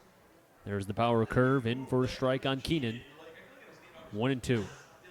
Keenan in for his first clean inning of work, not having to worry about runners on base. 1-2 to Maves. Maves slaps that towards left. That's going to drop in for a base hit. Maves with a leadoff single. Correction, he wants to go 2. Slides at second, and he'll be safe. And the hustle play from Kyle Maves. Now batting from Roger Williams University, the second baseman, number 10, Danny Roth. And Danny Roth stepping up to the plate. Maves was thinking 2 out of the box.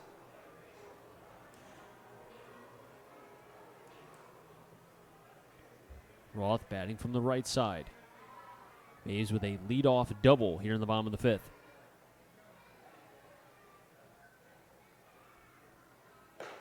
Roth takes it away, 1-0. Orzechowski's on deck. That hit has given the Blues their 8th hit tonight.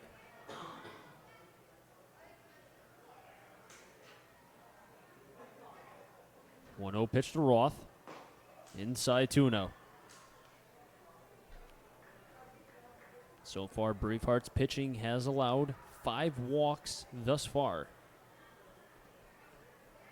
And we're through 4+ innings of this game. 2-0. Roth sends it up the middle and through.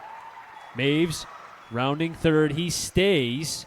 And Roth on the throw wants to go to second base. Tag applied. He's going to be out. And the cutoff by the Bravehearts get Roth, who tried to stretch a single into a double. But Maves will advance because of the hit. So Roth will get a single and then out on the play. Did not see exactly who threw that. I want to say it was Chelly, so it should be a 4. Or correction, it should be 3-4 in the book.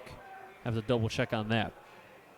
But either way, Roth will be out at second with the infield in. Maves on at third because of the single. And then put out by Roth. Pitch inside. 1-0 to Orzechowski, who's yet to record an at-bat. He's walked twice.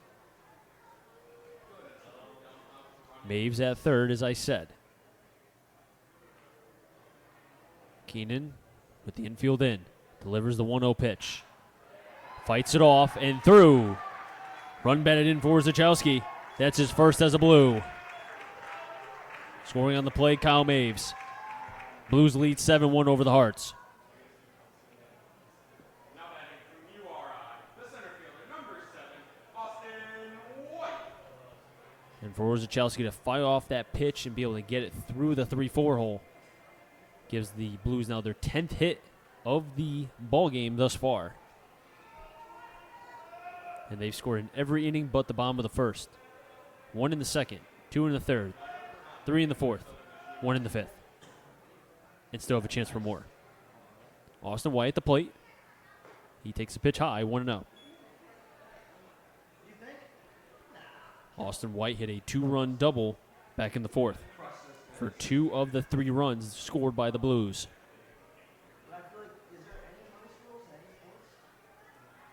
The 1-0. Orzechowski staying. White takes the ball low, 2-0.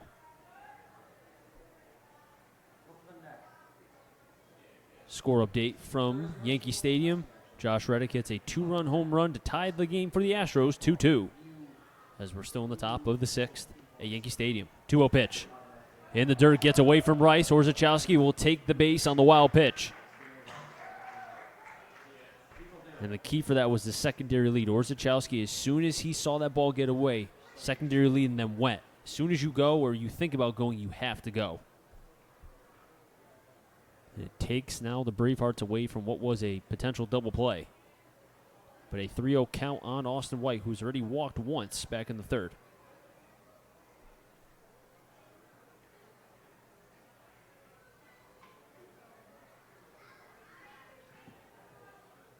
An update, the standoff still going on between the Blues and the Bravehearts. Nobody's moved. 3-0 pitch to White. High for a ball, second walk. Makes 18 on the season for the URI center fielder. The left fielder, number 29, Parker Upton. And Parker Upton, who already has a hit and a run batted in, looking for more here.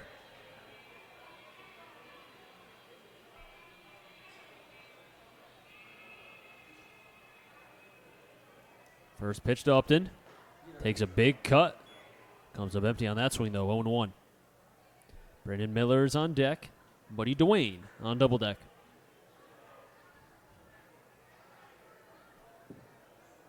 Keenan comes to the set at the belt. 0-1 to Upton. There's the power curve. Just gets the upper half part of the strike zone. 0-2.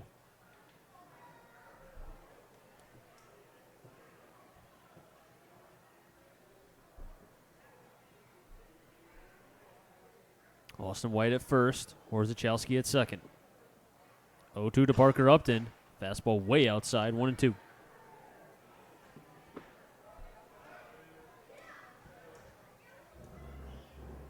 Ricciardi playing Upton to pull. But with the speed of White, potential double play might not be able unless Ricciardi can be able to get out his glove quickly. And also depends on how hard the ball is hit. 1-2. Runners are going. Swing and miss by Upton. And a double steal from the Blues as Upton will go down on strikes. White will steal second. Orzechowski will steal third. But 2 down with Brandon Miller, who's 2 for 3 at the plate with 1 RBI. That 1 RBI did give him his 10th RBI of the season. Looking for at least 1, if not 2 here.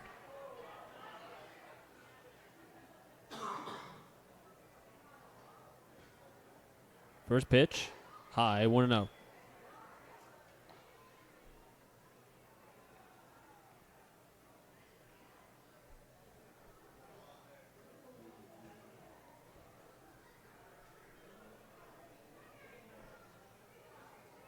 One 0 to Miller. Pops it up. He'll stay in the infield. McNeil on the dirt, makes the catch.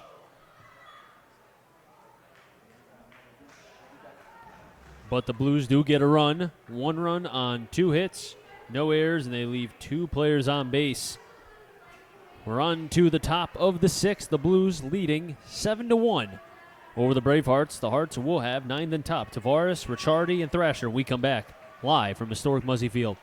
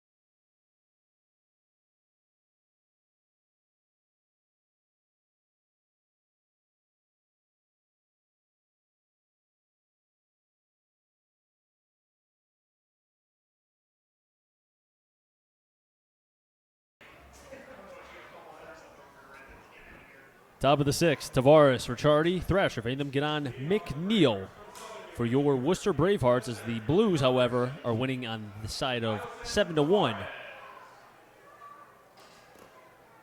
Tavares so far in his second at-bat. In his first at-bat, hit a hard liner back to Dwayne as he was able to double up, tries the bump, but fouls it back, 0-1. And Cam Van Herbeck from Lehigh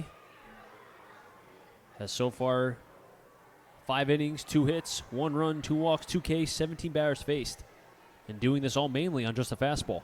Has shown a curveball, an occasional changeup.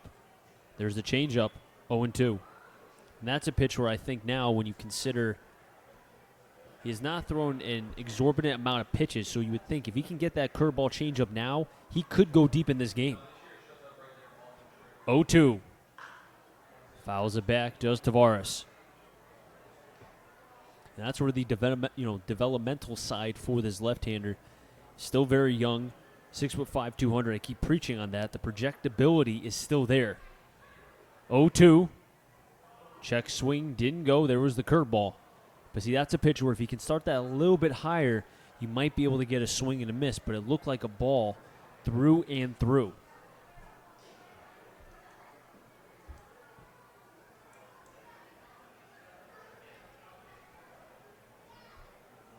One, 2 to Tavares.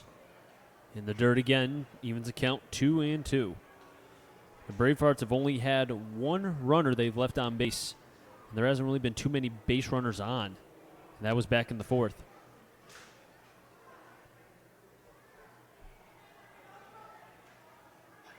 The 2-2 count to Tavares.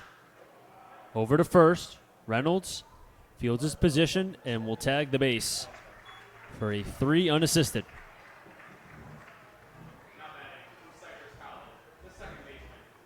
They make that 4 straight retired if you want to date back to the 5th. But if you want to go back to the 4th, that is 4-5 straight retired for Vanderbeck.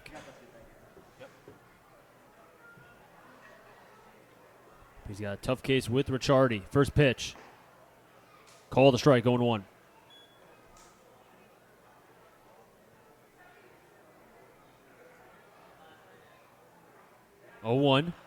Foul back 0-2, and Vanderbeck attacking the strike zone, challenging these batters for the Bravehearts.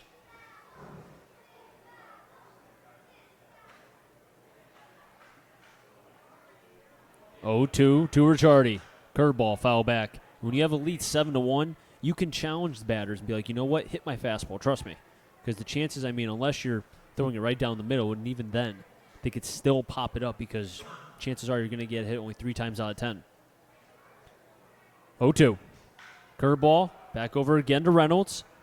Fielding his position like a cat. Tags first. 2 down, both with the help of Reynolds at first. 6 straight retired for the left-hander from Lehigh.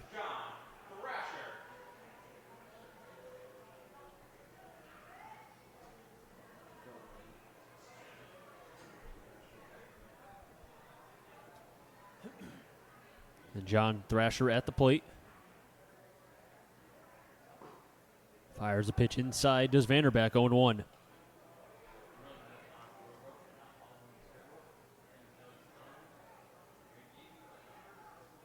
One pitch.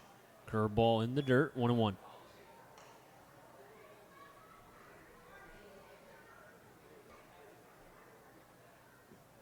Thrasher does have 1 hit so far. That was in the first. Working quickly is the lefty. 0-1, chopper over to Dwayne. Behind, throw, strong over to first, across the diamond. And the lefty, with the help from his defense, has retired 7 straight batters since the 4th inning. As we head to the bottom of the 6th, with the Blues leading 7-1 over the Bravehearts.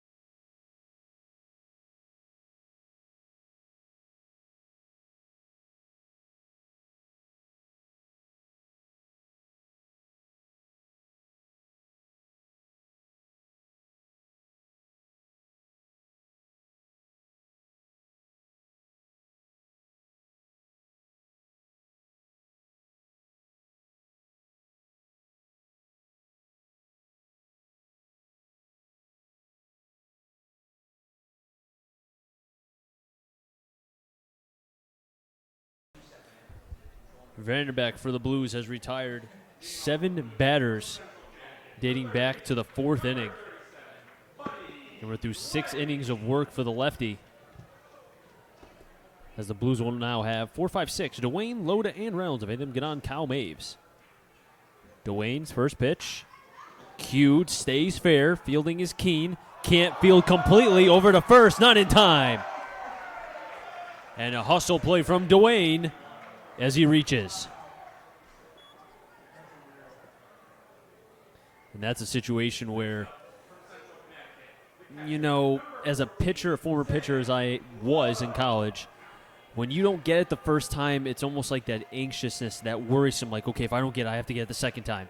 And that's what you saw from Keenan. Didn't field it cleanly 100% and bobbled it. And by doing that, it allowed Dwayne, who was hustling down the line, give him credit, went through the bag. But that does put an error, though, on the Bravehearts, their first one tonight. Loaded at the plate. He swings at the first pitch, drives that one into left. Pesci is there to make the catch. As Dwayne has to get back to first. A hard line out off the bat of Loda.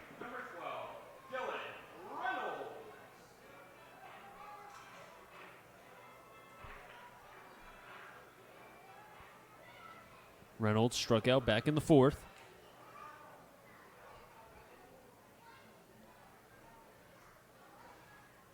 Does have an RBI and a hit as well. First pitch outside, 1-0.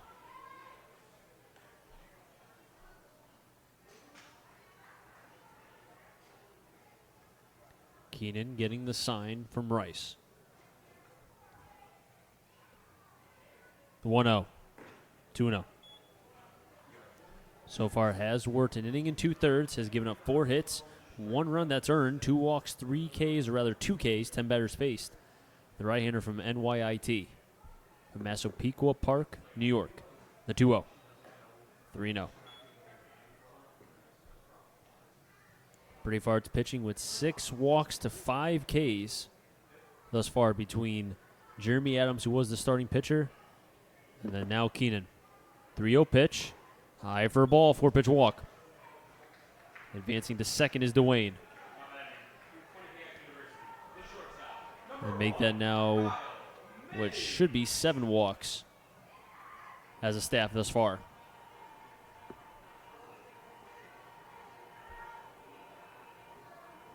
And Kyle Maves stepping up to the plate.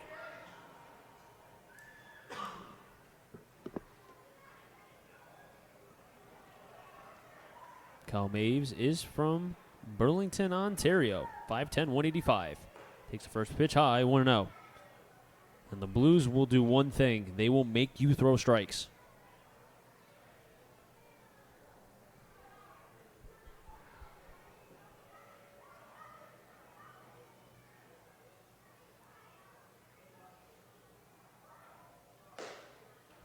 Hard fastball in for a strike, 1-1. As you're at the pop of the mitt. Chris Saunders bringing you all the play-by-play here tonight between the Blues and the Bravehearts. Blues lead 7-1. We're in the bottom of the 6th. Reynolds on at first via walk. Dwayne because of an error by Keenan. 1-1. Outside, 2-1. And there's a light warming action. Warming up per se, not throwing, but just stretching and getting the arms loose for the Bravehearts. Question is, how long will Alex Dion, the manager for the Bravehearts, continue with Keenan? 2-1. High 3-1.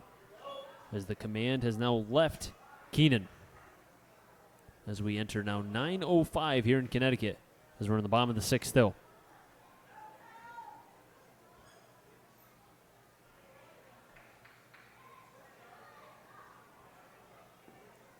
The 3-1 offering. Gets the outer half of the plate for a strike, 3-2.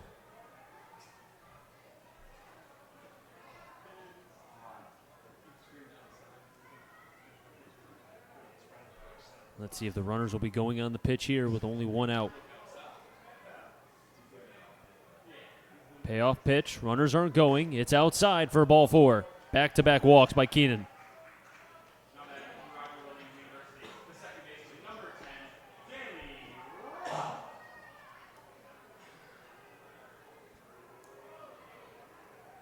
And now the catcher Rice going out to talk with Keenan. As Danny Roth is waiting to step at the plate.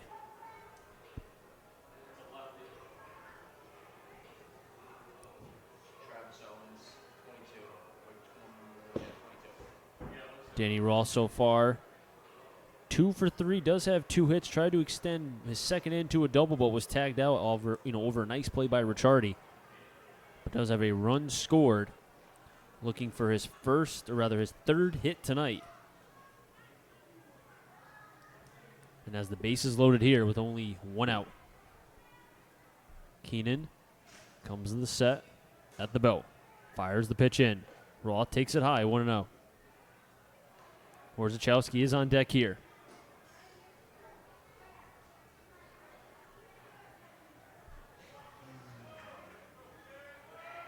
The 1-0 pitch.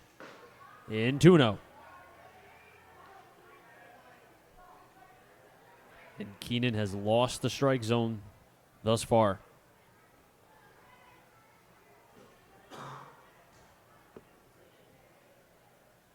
The 2-0. In for a ball. Rice trying to help his teammate out, but can't. 3-0. And if I'm Roth, this pitch has to be on a tee right down the middle if I'm going to swing. The 3-0. There it is, down the middle. But not to the liking of Roth. 3-1.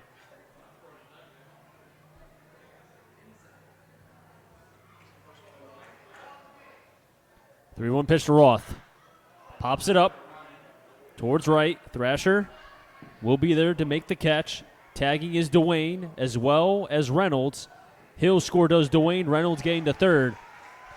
And that gives the 6th run batted in for Roth on the sac fly to right. Advancing to third is Reynolds.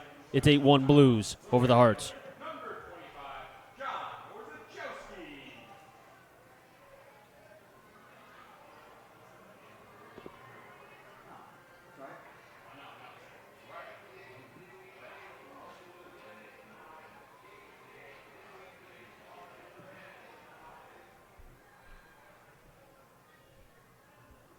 Warzachowski, who was able to get his first hit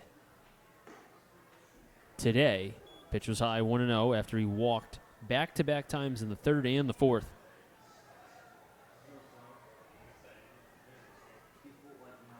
Also was able to get an RBI or run batted in as well. 1-0. Swing and a miss, 1-1.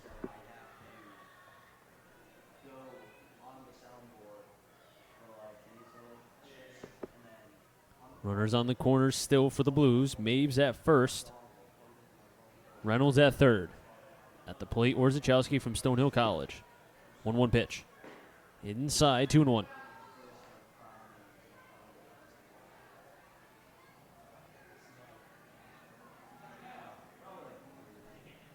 Blues have yet to record a hit yet, but a couple walks and an error and a sac fly has given them their 8th run today. The 2-1. High, 3-1. Austin White waits in the on-deck circle.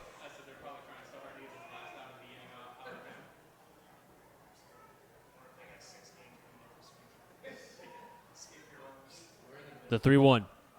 Swing and a miss. 3-2. Runners will be going on the pitch. And the Bravehearts had a doubleheader yesterday where a lot of the bullpen was used to a certain degree. And especially in this league, you do not want to use back-to-back days and risk the arms and the health. So the Bravehearts have to wonder how long will they go with certain guys. 3-2 pitch. Off the mitt. And we'll do it again.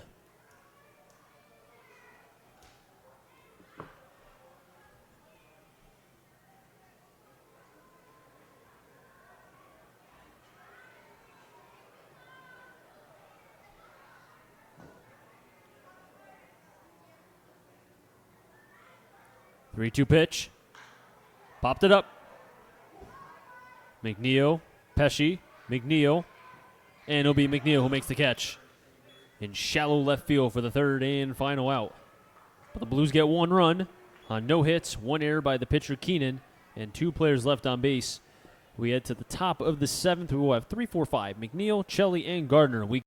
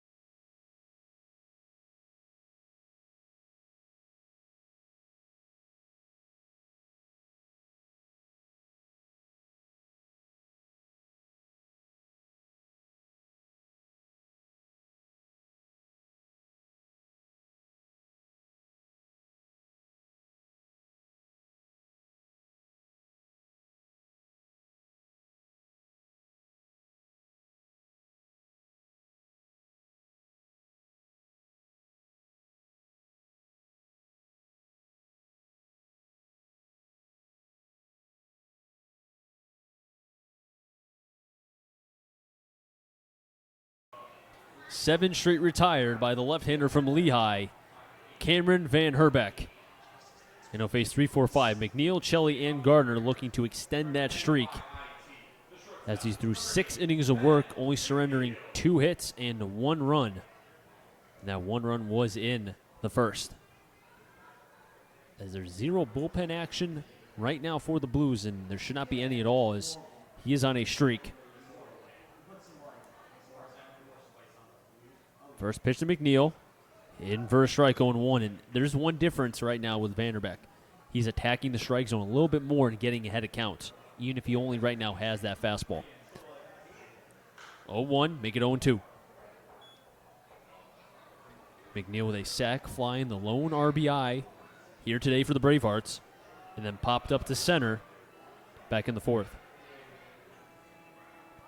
Vanderbeck shaking and nodding his head yes to Loda. Takes a breath. Fires the 0-2.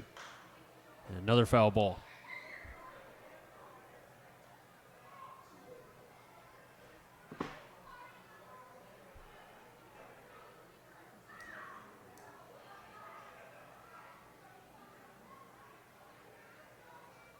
The 0-2. Way outside, 1-2.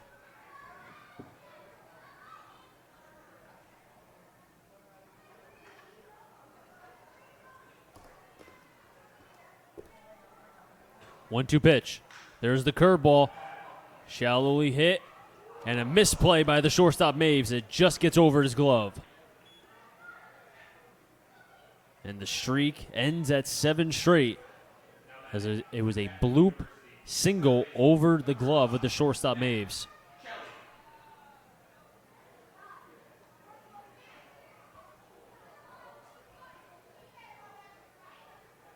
Mark Chelly stepping up with a runner on first. First time the Bravehearts have had a runner on base since there were 2 outs in the 4th. First pitch to Chelly outside, 1-0. If you're Nick Riscotti and Jordy Schneider, you want to make sure that 1-0 pitch high, 2-0. This is the first time that Vanderbeck has been in the stretch since the 4th as well. You want to make sure that he leaves with a positive taste going forward towards his next start. As now there looks to be a little bit of throwing going on for the Blues.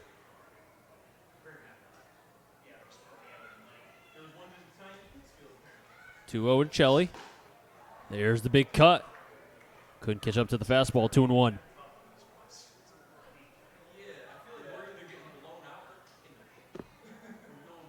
It's impressive enough that both Loda and Vanderbeck have been able to get through now 6 innings plus with just 1 pitch. 2-1. Another high cheese. Can't catch up his Chelly. 2-2. Being overly aggressive is the first baseman for Worcester. Gardner's on deck. Rice on double deck. The hawk stance by Vanderbeck. Stretching the arm. Dangling it down. The 2-2. Just gets a piece, does Chelly.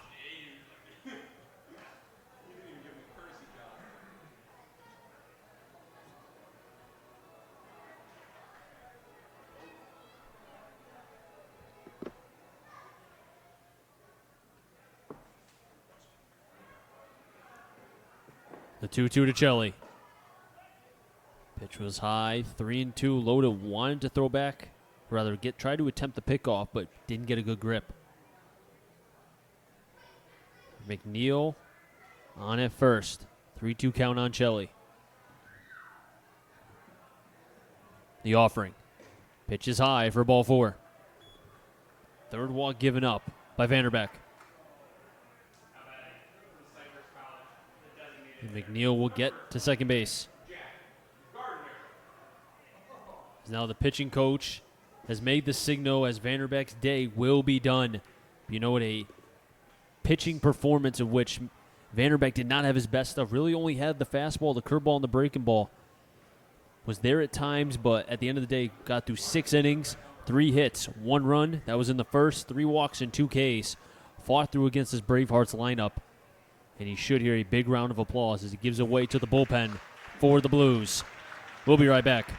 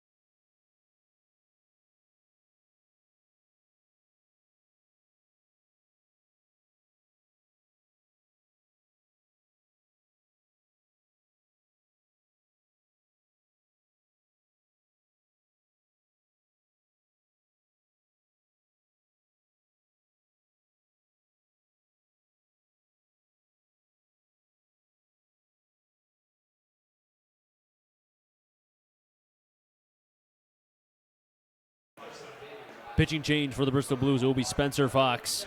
The freshman, Manchester, Connecticut, is where his hometown is. 160-pound right-hander. So far 0-2 with an 8.64 ERA. He's pitched 8 1/3, 13 Ks, the 9 walks, 7 hits. His last appearance was June 18th against the Bravehearts. Went 1 inning and 3 strikeouts. Looking to continue that here.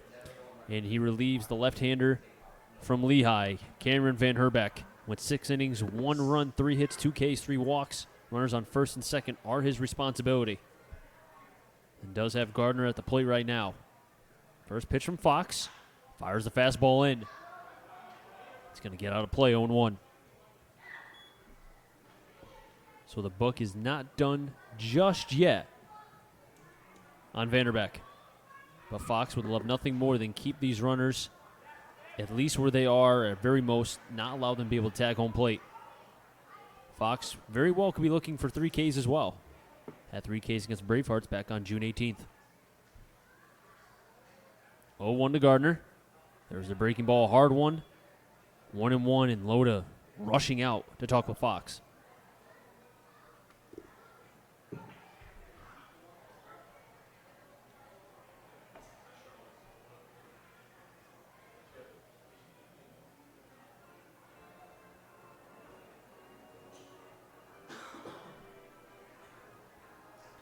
Fox getting the sign from Loda.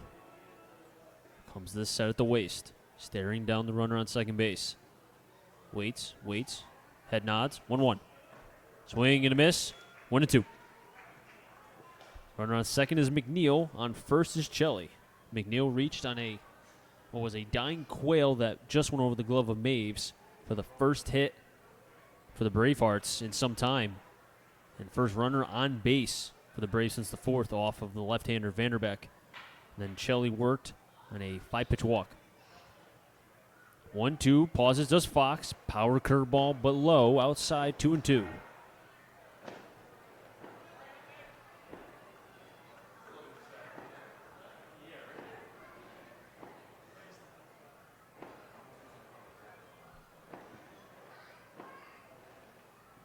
Two to Gardner. Inside for a ball, 3-2.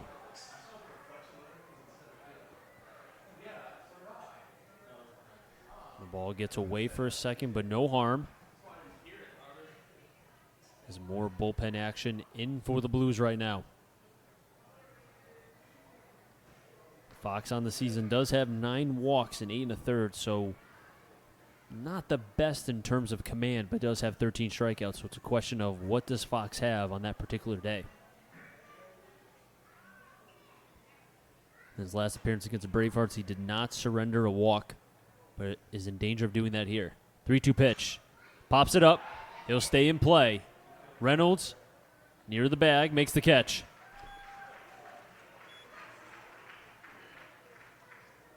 And Gardner is retired for the first out. Ben Rice stepping up to the plate now, the left-handed hitter. 0 for 2.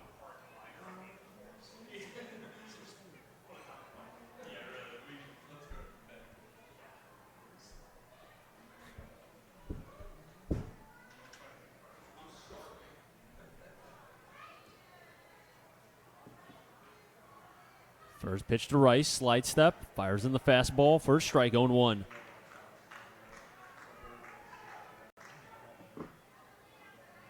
Bullpen action as well for the Bravehearts as well.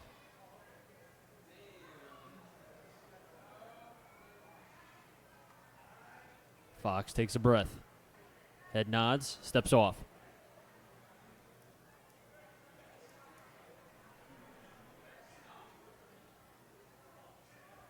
Maves the shortstop holding the runner on second, McNeil, just in case of a pickoff attempt. Fox back over to McNeil. Now to Loda. 0-1 curveball. Hits Rice. And there's the inconsistencies of the command. Bases will be loaded. McNeil will get to third on the hit by pitch. Chelly to second. Rice to first on the hit by pitch.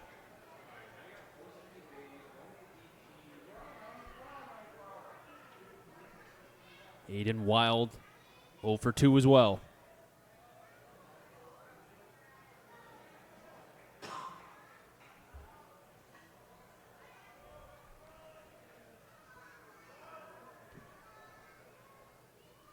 First pitch to Wild, swings and misses on the pitch high, 0-1.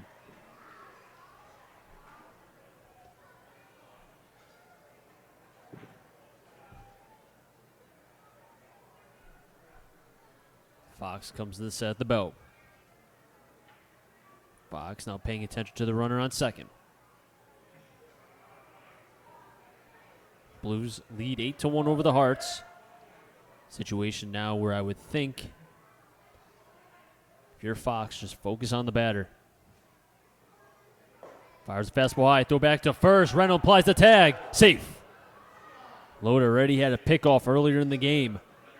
Try to do it again. If it was a tad more to the chest instead of being high, might have been the out there. But instead, it's a 1-1 count.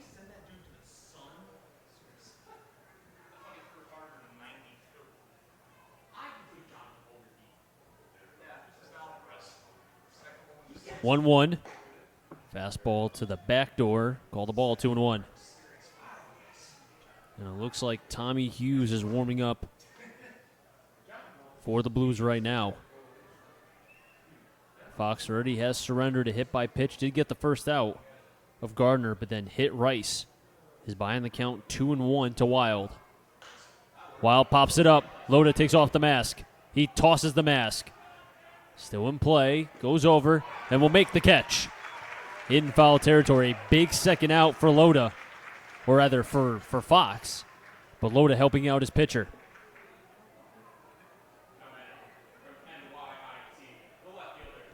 Joseph Pesci at the plate. Runners could not advance. McNeil still at third. Chelly at second. Rice at first.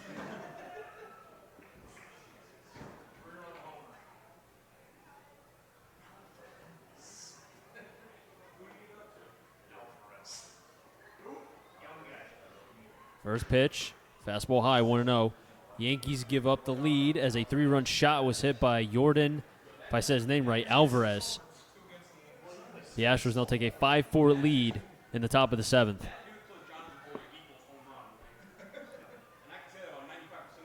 1-0 to Pesci. In for a strike, 1-1. On deck is Tavares. If Fox can escape this jam here, at the very most, he did his job, although it got a little bit dicey. But got 2 pop-ups, and let's see what can happen here. As a ball got away from the bullpen of the Blues. So time has been called to be able to make sure that the Blues have that ball just in case to warm up those pitchers.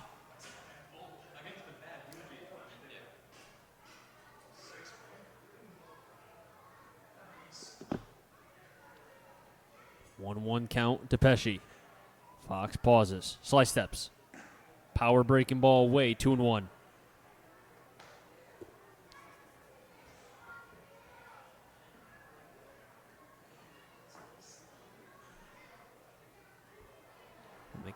The cat and mouse game between Pesci and Fox continues.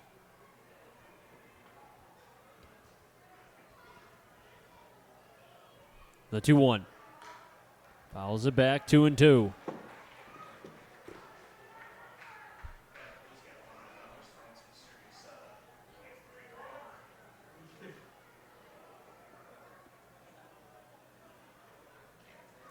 Fox looking for a K here.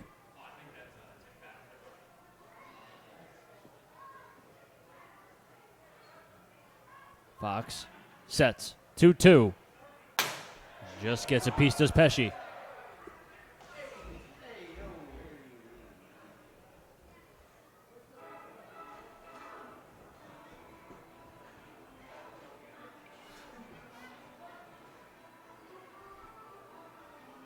Tavares is on deck for the Bravehearts.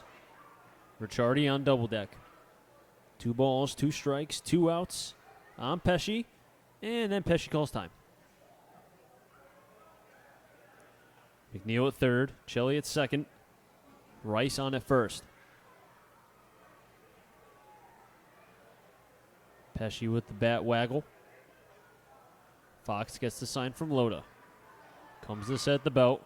Loda expecting the curveball. There it is. Call the ball. 3-2.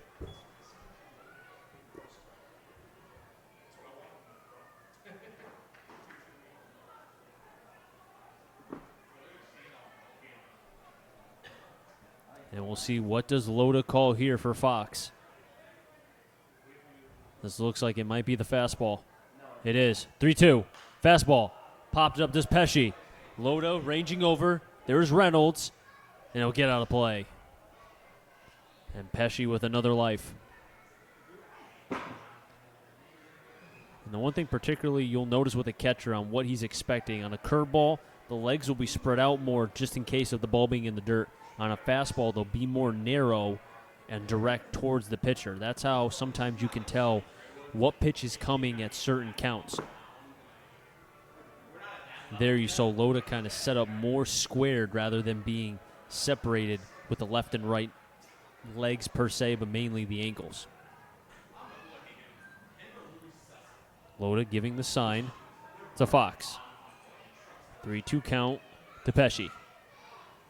Takes a breath, does Fox. Fires it in. Fastball there for a call, strike 3. And Pesci goes down on strikes. And the Bravehearts strand, the bases loaded. Fox does his job. That closes the book on Vanderbeck. He gives up 1 run earned as the Blues lead 8-1 as we head to the bottom of the 7th. The Blues will have the top. White, Upton, Miller when we come back.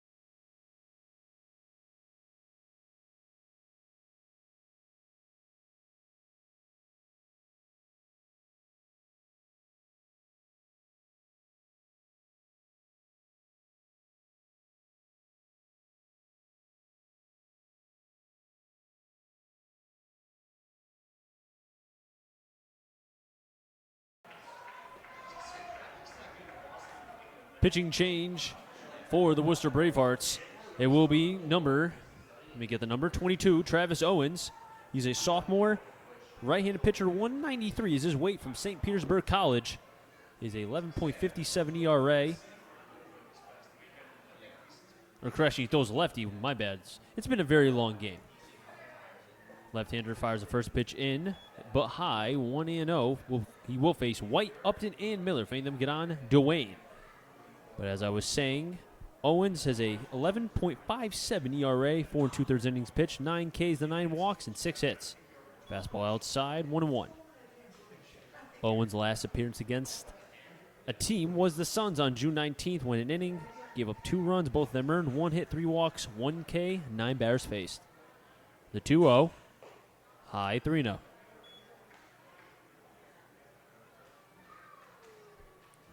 Parker Upton is on deck.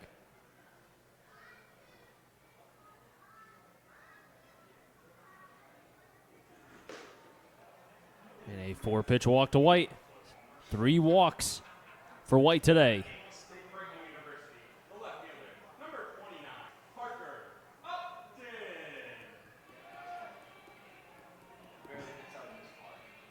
And on a day that started out, I'd say pretty warm, about 80, 81, the temperature has really dropped to a point now where,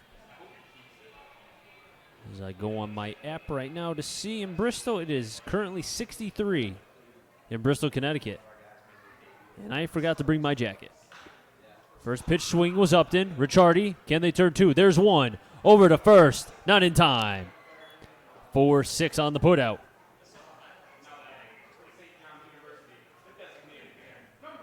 As they got Austin White. They're able to get Austin White, but not Parker.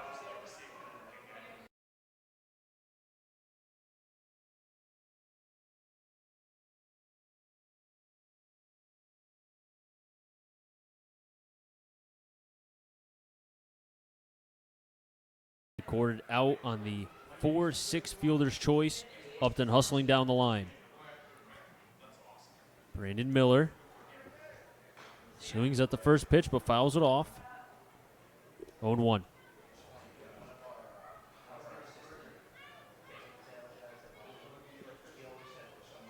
Miller 2 for 4 with 1 RBI thus far.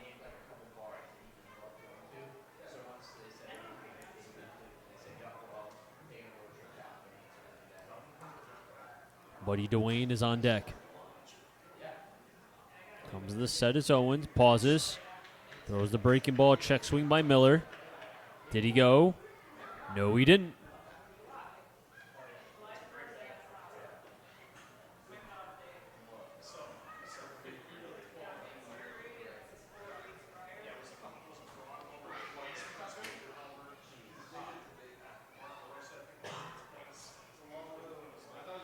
One. Outside 2-1.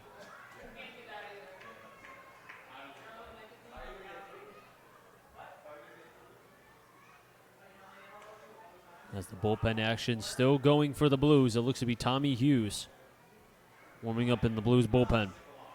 2-1 to Miller. Through the 5.50 and through. The third hit for Miller. He's 3 for 5.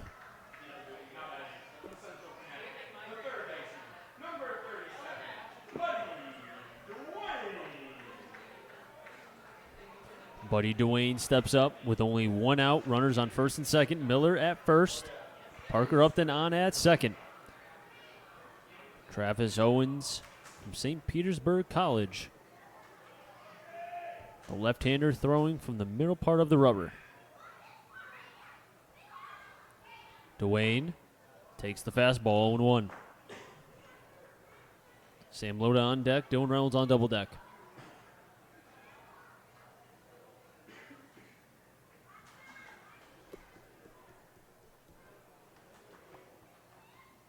The 0-1. In the dirt, 1-1.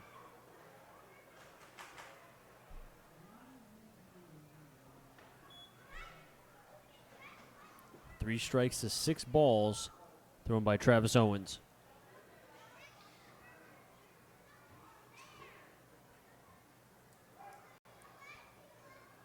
As time has been called by Dwayne. And the Blues have yet to hit a home run just yet. But Dwayne has shown power in BP to be able to hit 1 out. 1-1. Off the end of the bat, up the first baseline, foul. 1-2.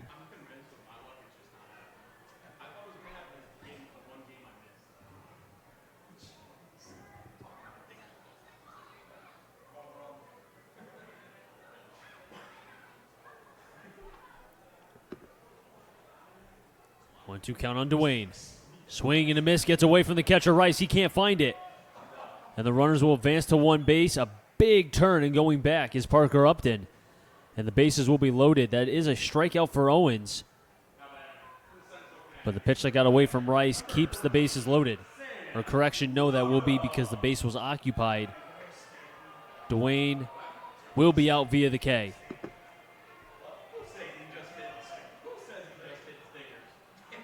So Upton on third, Miller at second.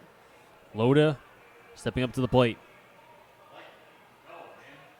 If the base was occupied at first, that is an out, and that's what happened with Dwayne. First pitch to Loda. Swings and misses, 0-1.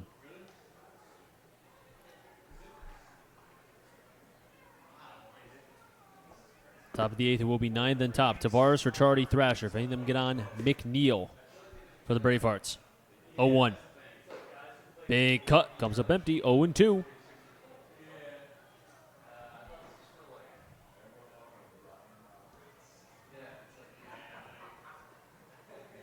Pretty soon we're going to bring out guys that used to play for us that are on the other team playing that day. 0-2 outside, 1-2. So far, bottom of the 10th, 3-3 between Nashua and Pittsfield. There is a final. North Shore beat Brockton 5-2.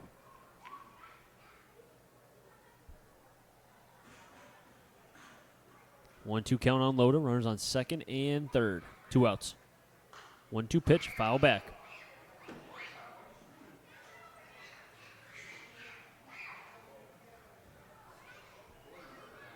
Blues have scored all their runs every consecutive inning from the second on. They have scored at least 1 run. If they don't score here, it'll be the first time since the bottom of the first where they did not score. 1-2 to Loda. There's the curveball. Pops it up into left. On the run is Pesci. He has it camped under, and he'll make the catch. So the Blues do not score for the first time since the first as we head to the top of the 8th. Blues 8. Bravehearts 1.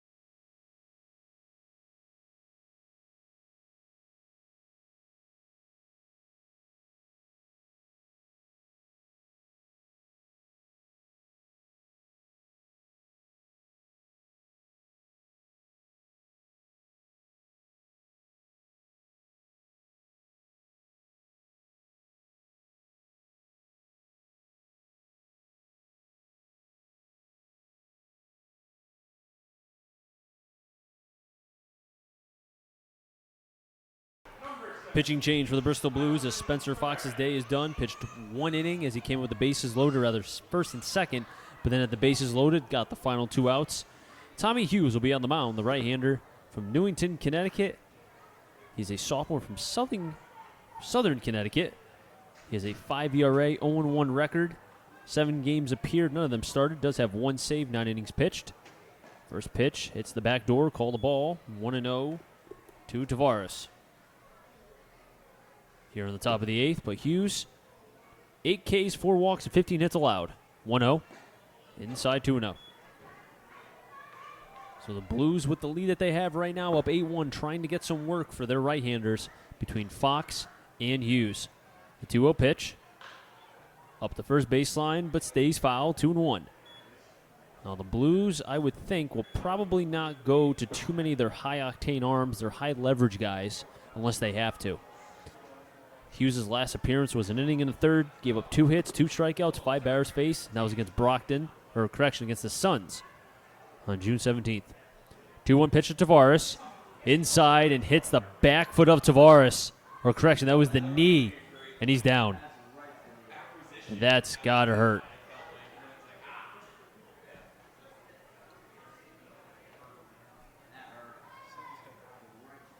And there's not a lot of meat in that part. It's just straight bone on bone.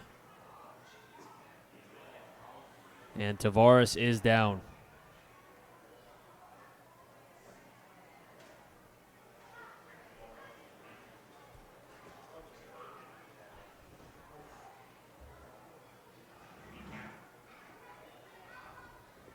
As the trainer for the Blues has gone out to Tavares to make sure that he's at least okay. In a game 8-1, you may not want to take any risk. Although I'm not the manager of the Bravehearts, could see a pinch runner here. As the manager is staring out to his card right now. Tavares getting help. And Tavares will be taken out of the game.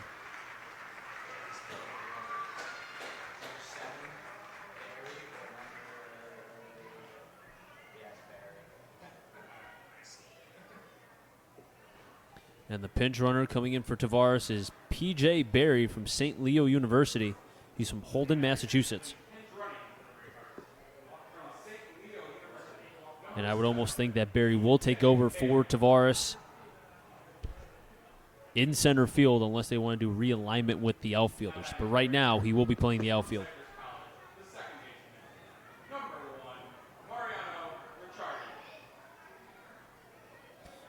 And Mario Ricciardi getting his fourth at-bat here tonight. As we're on the top of the 8th with nobody out, Tommy Hughes is on the mound. It is first batter. First pitch to Ricciardi, swings it foul. 0-1. And the Blues came into this game tied for 3rd in the FCBL in wild pitches. And also ranked amongst the mid part of the FCBL, 5th or 6th for hit by pitches.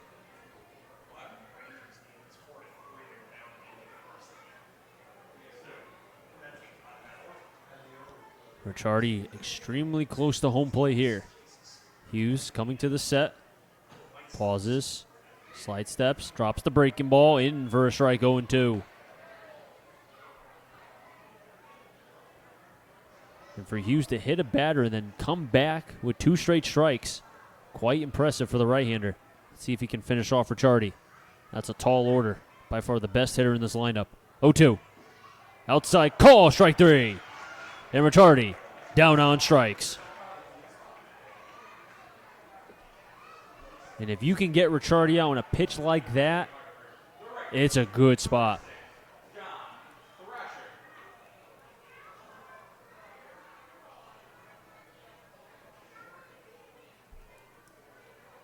John Thrasher at the plate.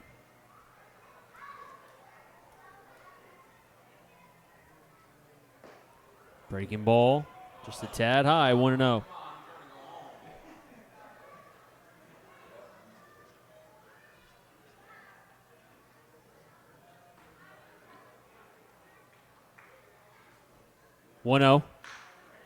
Straight shot through the middle for a 1-out single. Second hit for Thrasher. Advancing to second is Barry. First and second, 1 out.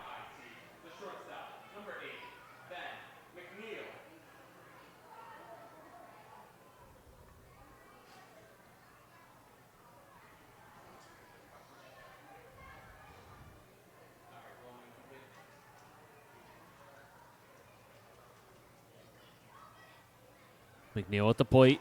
First pitch way inside, 1-0. As the Blues have bullpen action, it is Pfaffenbickler.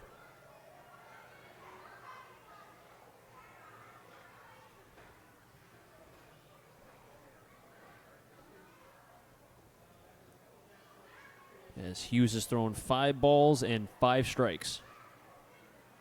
Barry at second, Thrasher on at first. Reynolds pulling back, just trying to get the out here. Blues up 8-1. Fastball dotted on the backdoor part of the plate. Chelly's on deck. Would much rather see Chelly come up in the 9th if they can turn a double play here. 1-1. There's the hammer. And when Hughes has that pitch going, it is a devastating pitch. Really kind of drops it from a high arm slot. And you can see a picture on the clock, 11-5 kind of break. Let's see what he throws here. It might be a curveball. 1-2. There's the hammer.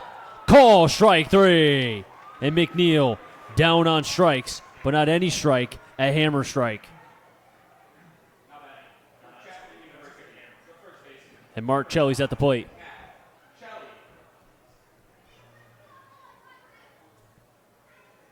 Runners still stay first and second, but now 2 down.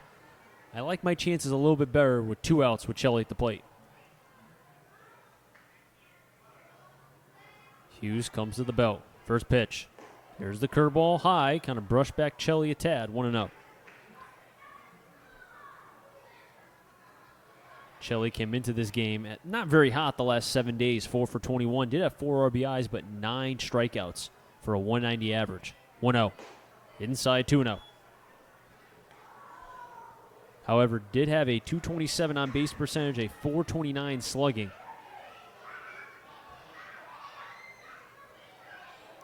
But ahead in the count is Chelly with Barry on at first. Correction, Barry on at second, Thrasher on at first. 2-0 count to Chelly. In for a strike, 2-1. And the Blues in the bottom of the 8th will have 6, 7, 8. Reynolds, Maves, and Roth.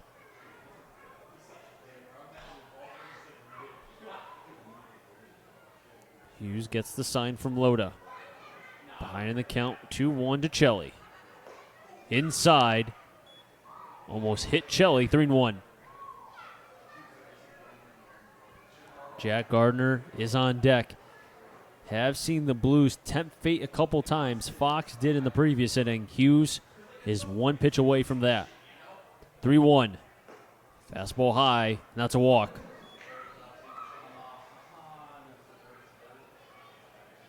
And Nick Riscotti is the acting pitching coach here tonight, going out to calm the young right-hander. Barry gets the third. Thrasher to second. Chelly to first on the walk.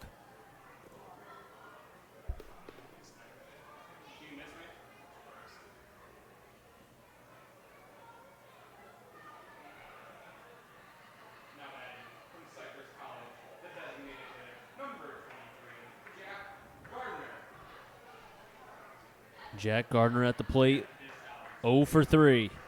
You could say he's due, but the Blues want to keep it at that and say, you know what, maybe he could be due tomorrow.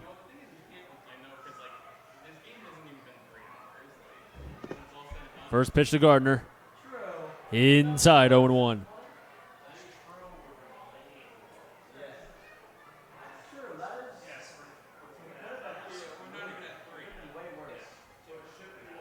Hughes looking for the K. There's the hammer, 0-2. Hughes with already 2 Ks. Bases are loaded.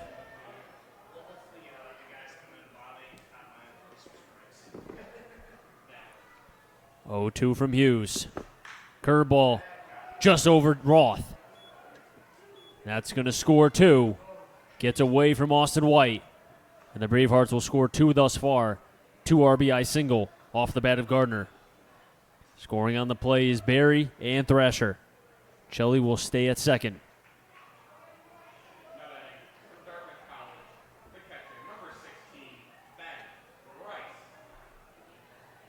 And Ben Rice stepping up to the plate. Bravehearts cut the deficit down to Ted, still down 8-3. 3-5-1 for the Bravehearts, 8-11 and nothing for the Blues. First pitch swinging was Rice, 0-1.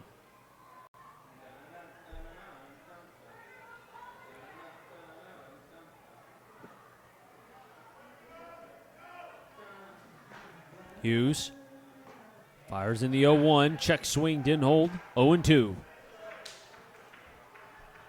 Aiden Wild is on deck. Hughes surrenders 2 runs thus far. 0-2. Fastball high, 1-2. He wants to keep it at that.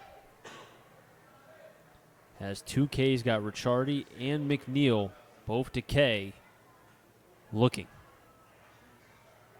Still heading the count on Rice. Chelly on at second base. 1-2. There's the curveball. It's a blooper. And it gets bobbled by the third baseman, Dwayne. Then he throws back to first. And then 2 straight errors committed at once. That was a play that Dwayne should have just eaten. Instead, he throws it away. And the run will score. That's Chelly. It's now 8-4. And Gardner gets the third because of the error. And Rice to second. First error committed by the Blues.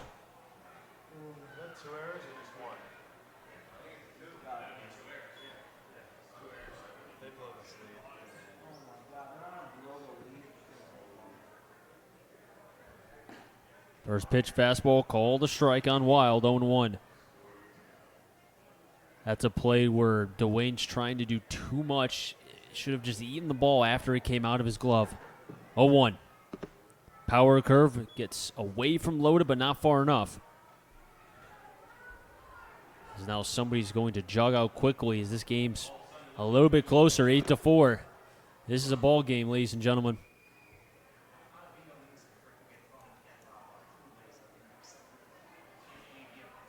1-1.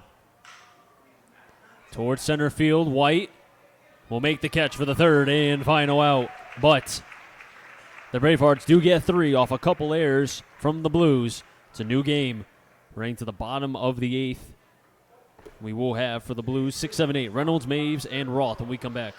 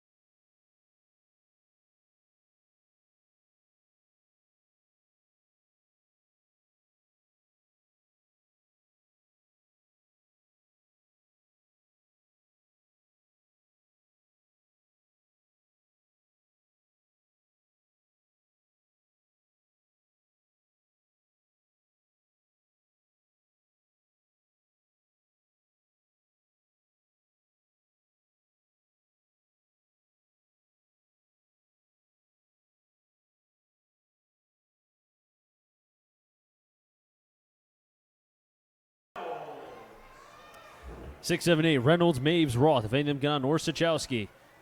As Travis Owens is still on the mound for the Bravehearts. First pitch to the back door, 0-1 to Reynolds.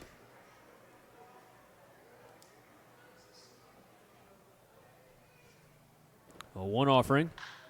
Sends that one into right center. Could split the gaps, and it'll drop. Another hit for Reynolds. His hot hitting continues for the Blues. second hit tonight in 4 at-bats.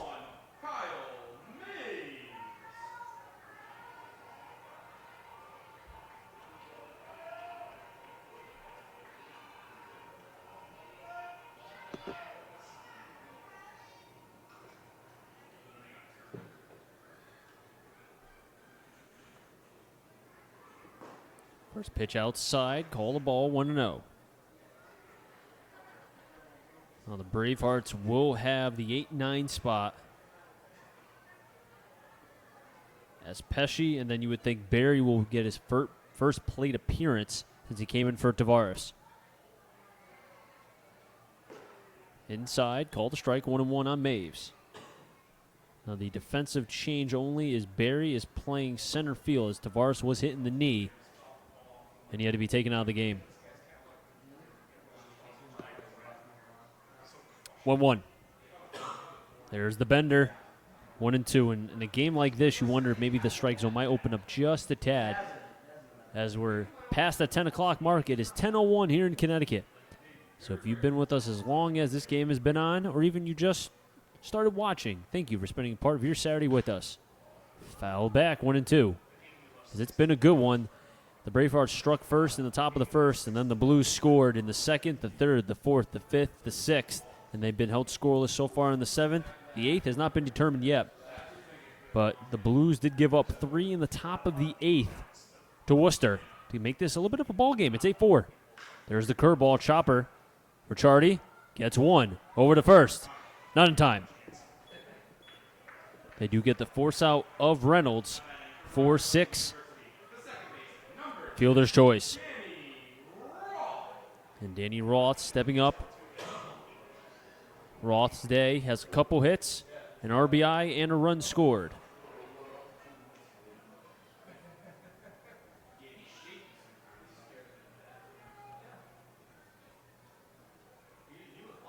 First pitch to Roth. In, gets away from the catcher. Getting to second base is Kyle Maves.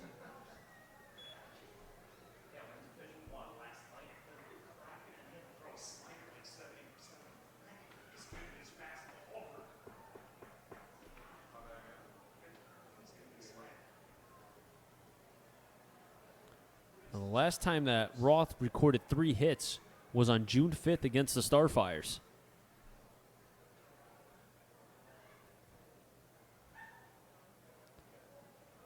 Owen steps off. So Roth trying to do something that he hasn't done since June 5th. Record 3 hits in a ball game. 1-0.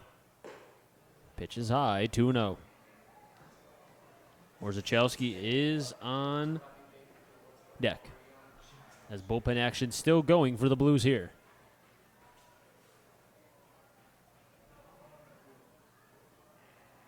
As that looks to be Christian Seelhorst. Pitch outside, call a strike, 2-1. So it went from Pfaffenbichler to Seelhorst. As the standoff still going between the Blues and the Bravehearts at left field and right field.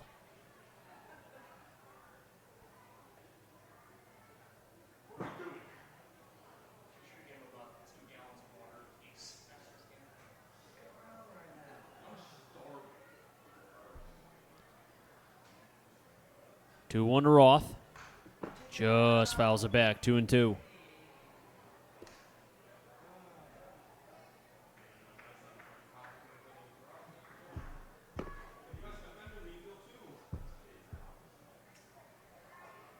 Owens staring down the catcher Rice. Back to second to Maves. The 2-2. Maves is going. Swing and a miss. Throw to third. In time. A strike him out. Throw him out. What a play by the catcher Rice. As we head to the top of the ninth, no runs, no hits, no errors, and because of the throwout, nobody left on base. Last licks for the Bravehearts.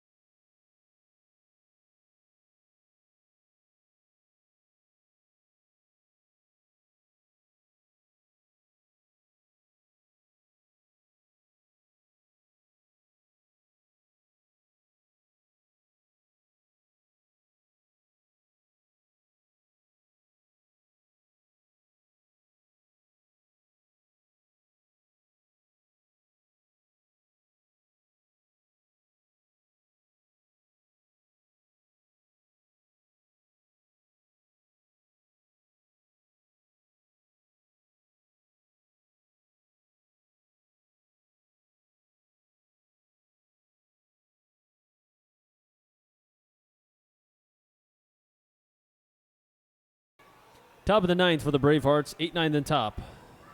Pesci, Barry, Ricciardi. If any of them get on, Thrasher. And on the mound, pitching change for the Bristol Blues, it will be Christian Seelhorst. Does not have a record, 3.37 ERA, 6 games appeared, 8 innings pitched, 15 strikeouts to 5 walks and 8 hits. His last appearance was against June 18th against the Bravehearts. Went 1 inning, 2 Ks, 1 walk, did surrender a run and 1 hit. As Seahorse is looking to close this game out and help the Blues improve their record to 7-10 and drop the Bravehearts to 7-10. So they'll both be 7-10. From NYIT, the left fielder, number 18, Joseph Pesci.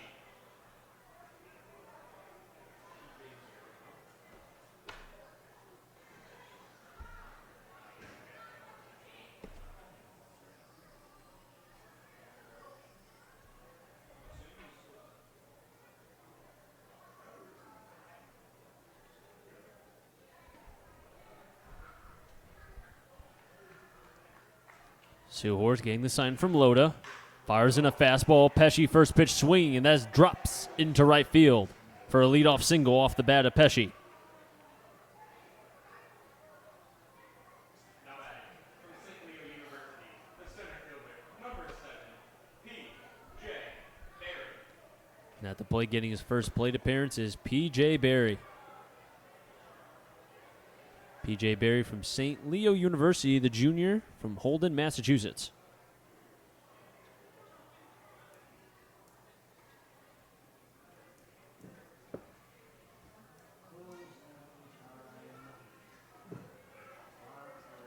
One 0 pitch to Barry. Fastball outside, 1-0. Ricciardi is on deck. Thrasher on double deck. As more bullpen action is in for the Blues. The 1-0. Backdoor fastball, right hand picked up by the umpire, 1-1.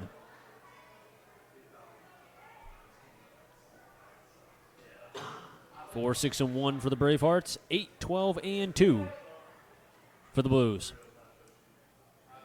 The 1-1. Fastball high, 2-1.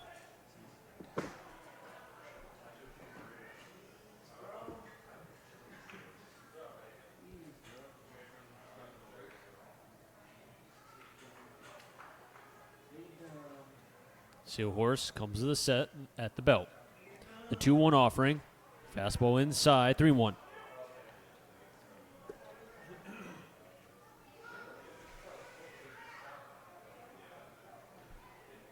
Last thing the Blues want to see is base on balls here. Is giving the Bravehearts extra outs. 3-1, runner's not going. Swing and a miss. Seahorse has a good fastball. Just challenge him. His first at bat, too, with Barry. Challenge him with a fastball. If he hits you, he hits you. That's what they're supposed to do. But you can't walk guys, especially when you're up 8-4.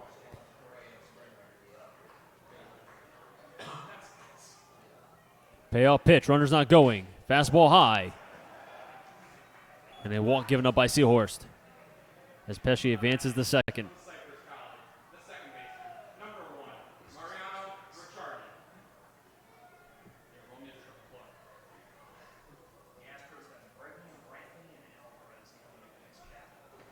First and second, nobody out.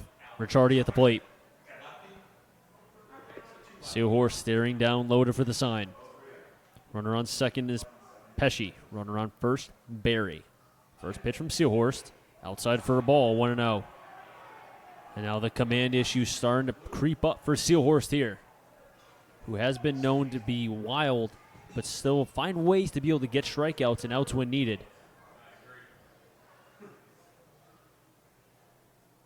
1-0, Seahorse, keeping the runner on second honest. In this situation, you're up by 4 runs. Those 2 runs don't mean anything. Honestly, trade runs for outs if you have to be, if you don't have it, just try to find a way to get outs. 1-0. In for a strike, 1-1.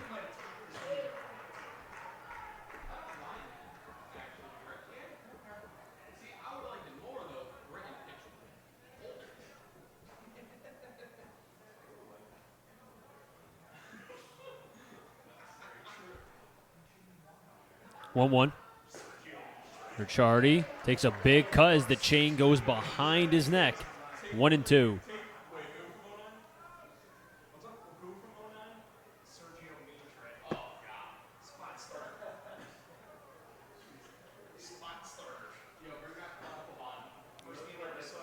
One, two to Ricciardi. Way outside, 2-2.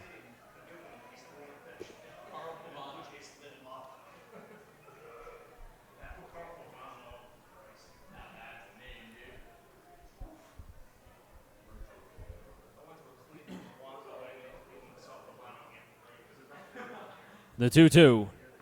Breaking ball. Call the ball. 3-2. And I have to say, the home plate umpire not giving him that strike call because he's been so ineffective in and out of the strike zone. In his eyes, did not earn that strike 3. And now, warming up in the bullpen is Will Nowak. 3-2 to Ricciardi. Just gets a piece. I would think if Seahorse walks Ricciardi here, this will be Will Nowak's game. And this will be a safe situation.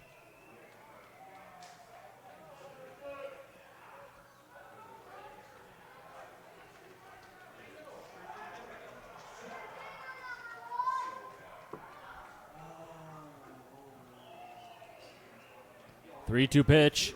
Way outside for ball 4. And the bases will be loaded. Second consecutive walk by Seahorst. And the signal has been made. Will Nowak is coming in for the Blues. This is a safe situation. Things are dicey here at Muzzy Field. It's far from over. This kid can throw.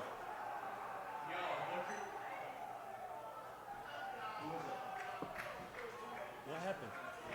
Yo, Who? Hartford kids coming in, Hartford kids up. Chris. Wait. Shh. Shh. Wait, did Seahorse flip him off? Do we have that on camera? Awesome. Seahorse flipped off the Bravehearts. All right. Well. Chris, you Hart versus you Hart. Huh? You Hart versus you Hart. Yeah, Thrash. Yeah. Yeah, that's going to be interesting. Please now pitching for the Blues. From the University of Hartford, number 8, Will Nowak. This is a safe situation. N-O-W-A-K.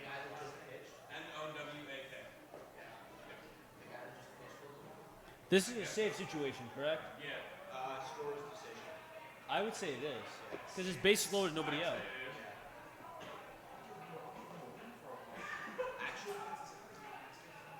I don't think it would count as a safe situation, actually. You don't think so? Only a scorer's decision if the pitcher goes more than 2 innings. Oh, okay.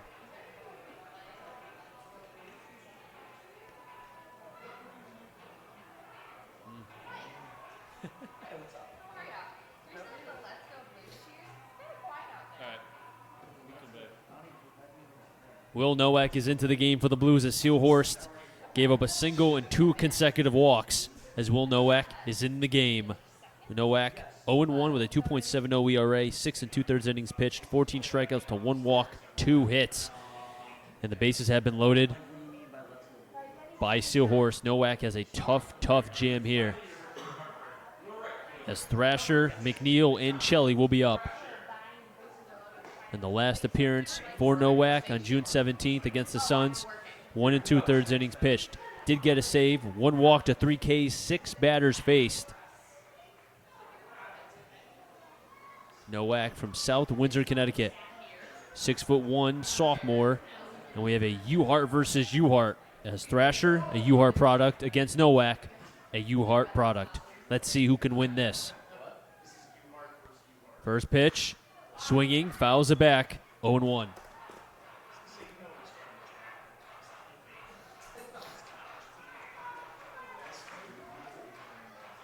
Runner on third, Pesci. Second, Barry.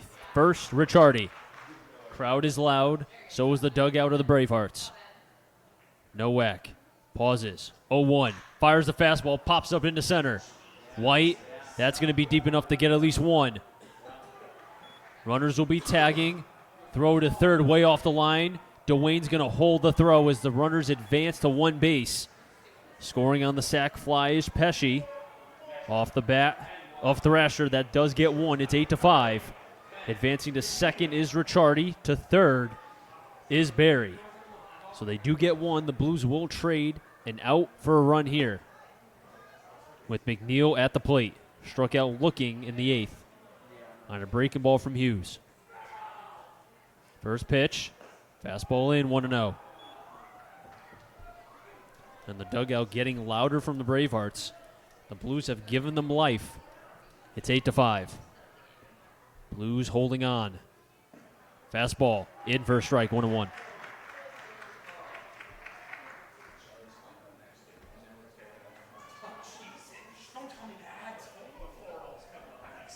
Chelly's on deck. Gardner's on double deck. 1-1. There's the hard breaker, 1-2. And that's Nowak's bread and butter. That hard breaking ball can change shapes, drop it in for a strike, and get it for a chase pitch. Heading the count 1-2. Let's see if he throws it for a chase. 1-2. Fastball. Foul. And a game that started out pretty much in the Blues' way. They were up 8-1. The Bravehearts score 3 in the 8th, and now here 1 in the 9th with a chance for more. Infield pulling back, just going for the out. 1-2. Fastball, foul back again.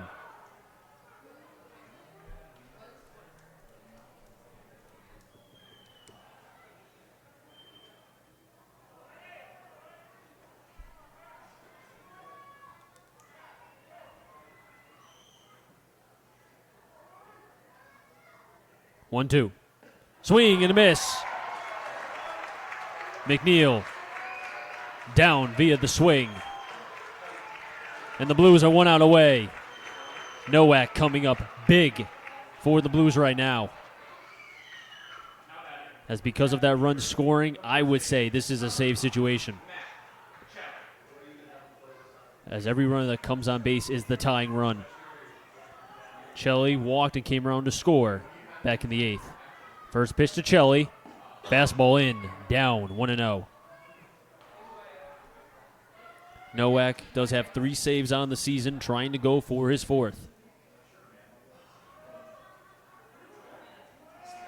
1-0 to Chelly.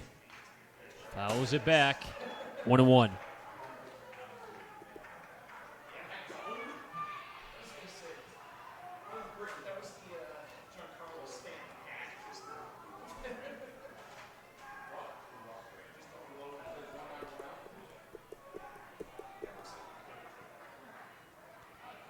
The 1-1 to Chelly. In for a ball, 2-1. I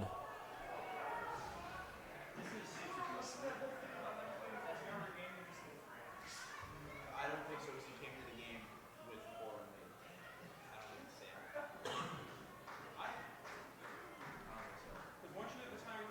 The 2-1. Check swing. Did he go? Yes, he did. 2-2. And the Bravehearts are down to their last strike.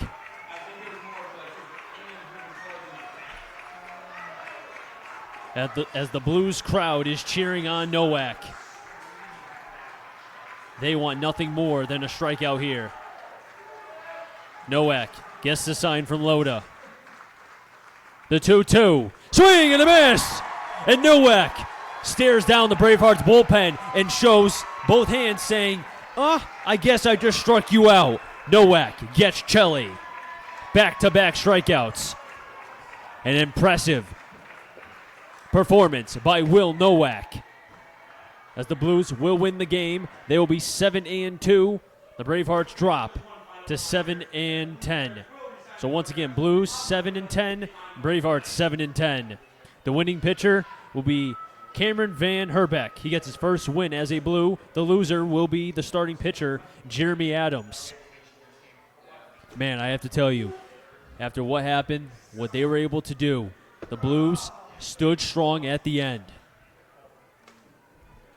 That'll wrap things up here from Muzzy Field. Our thanks to the camera crew and staff for helping make this broadcast happen. Final score from historic Muzzy Field. The Blues will win 8 5 over the Worcester Bravehearts.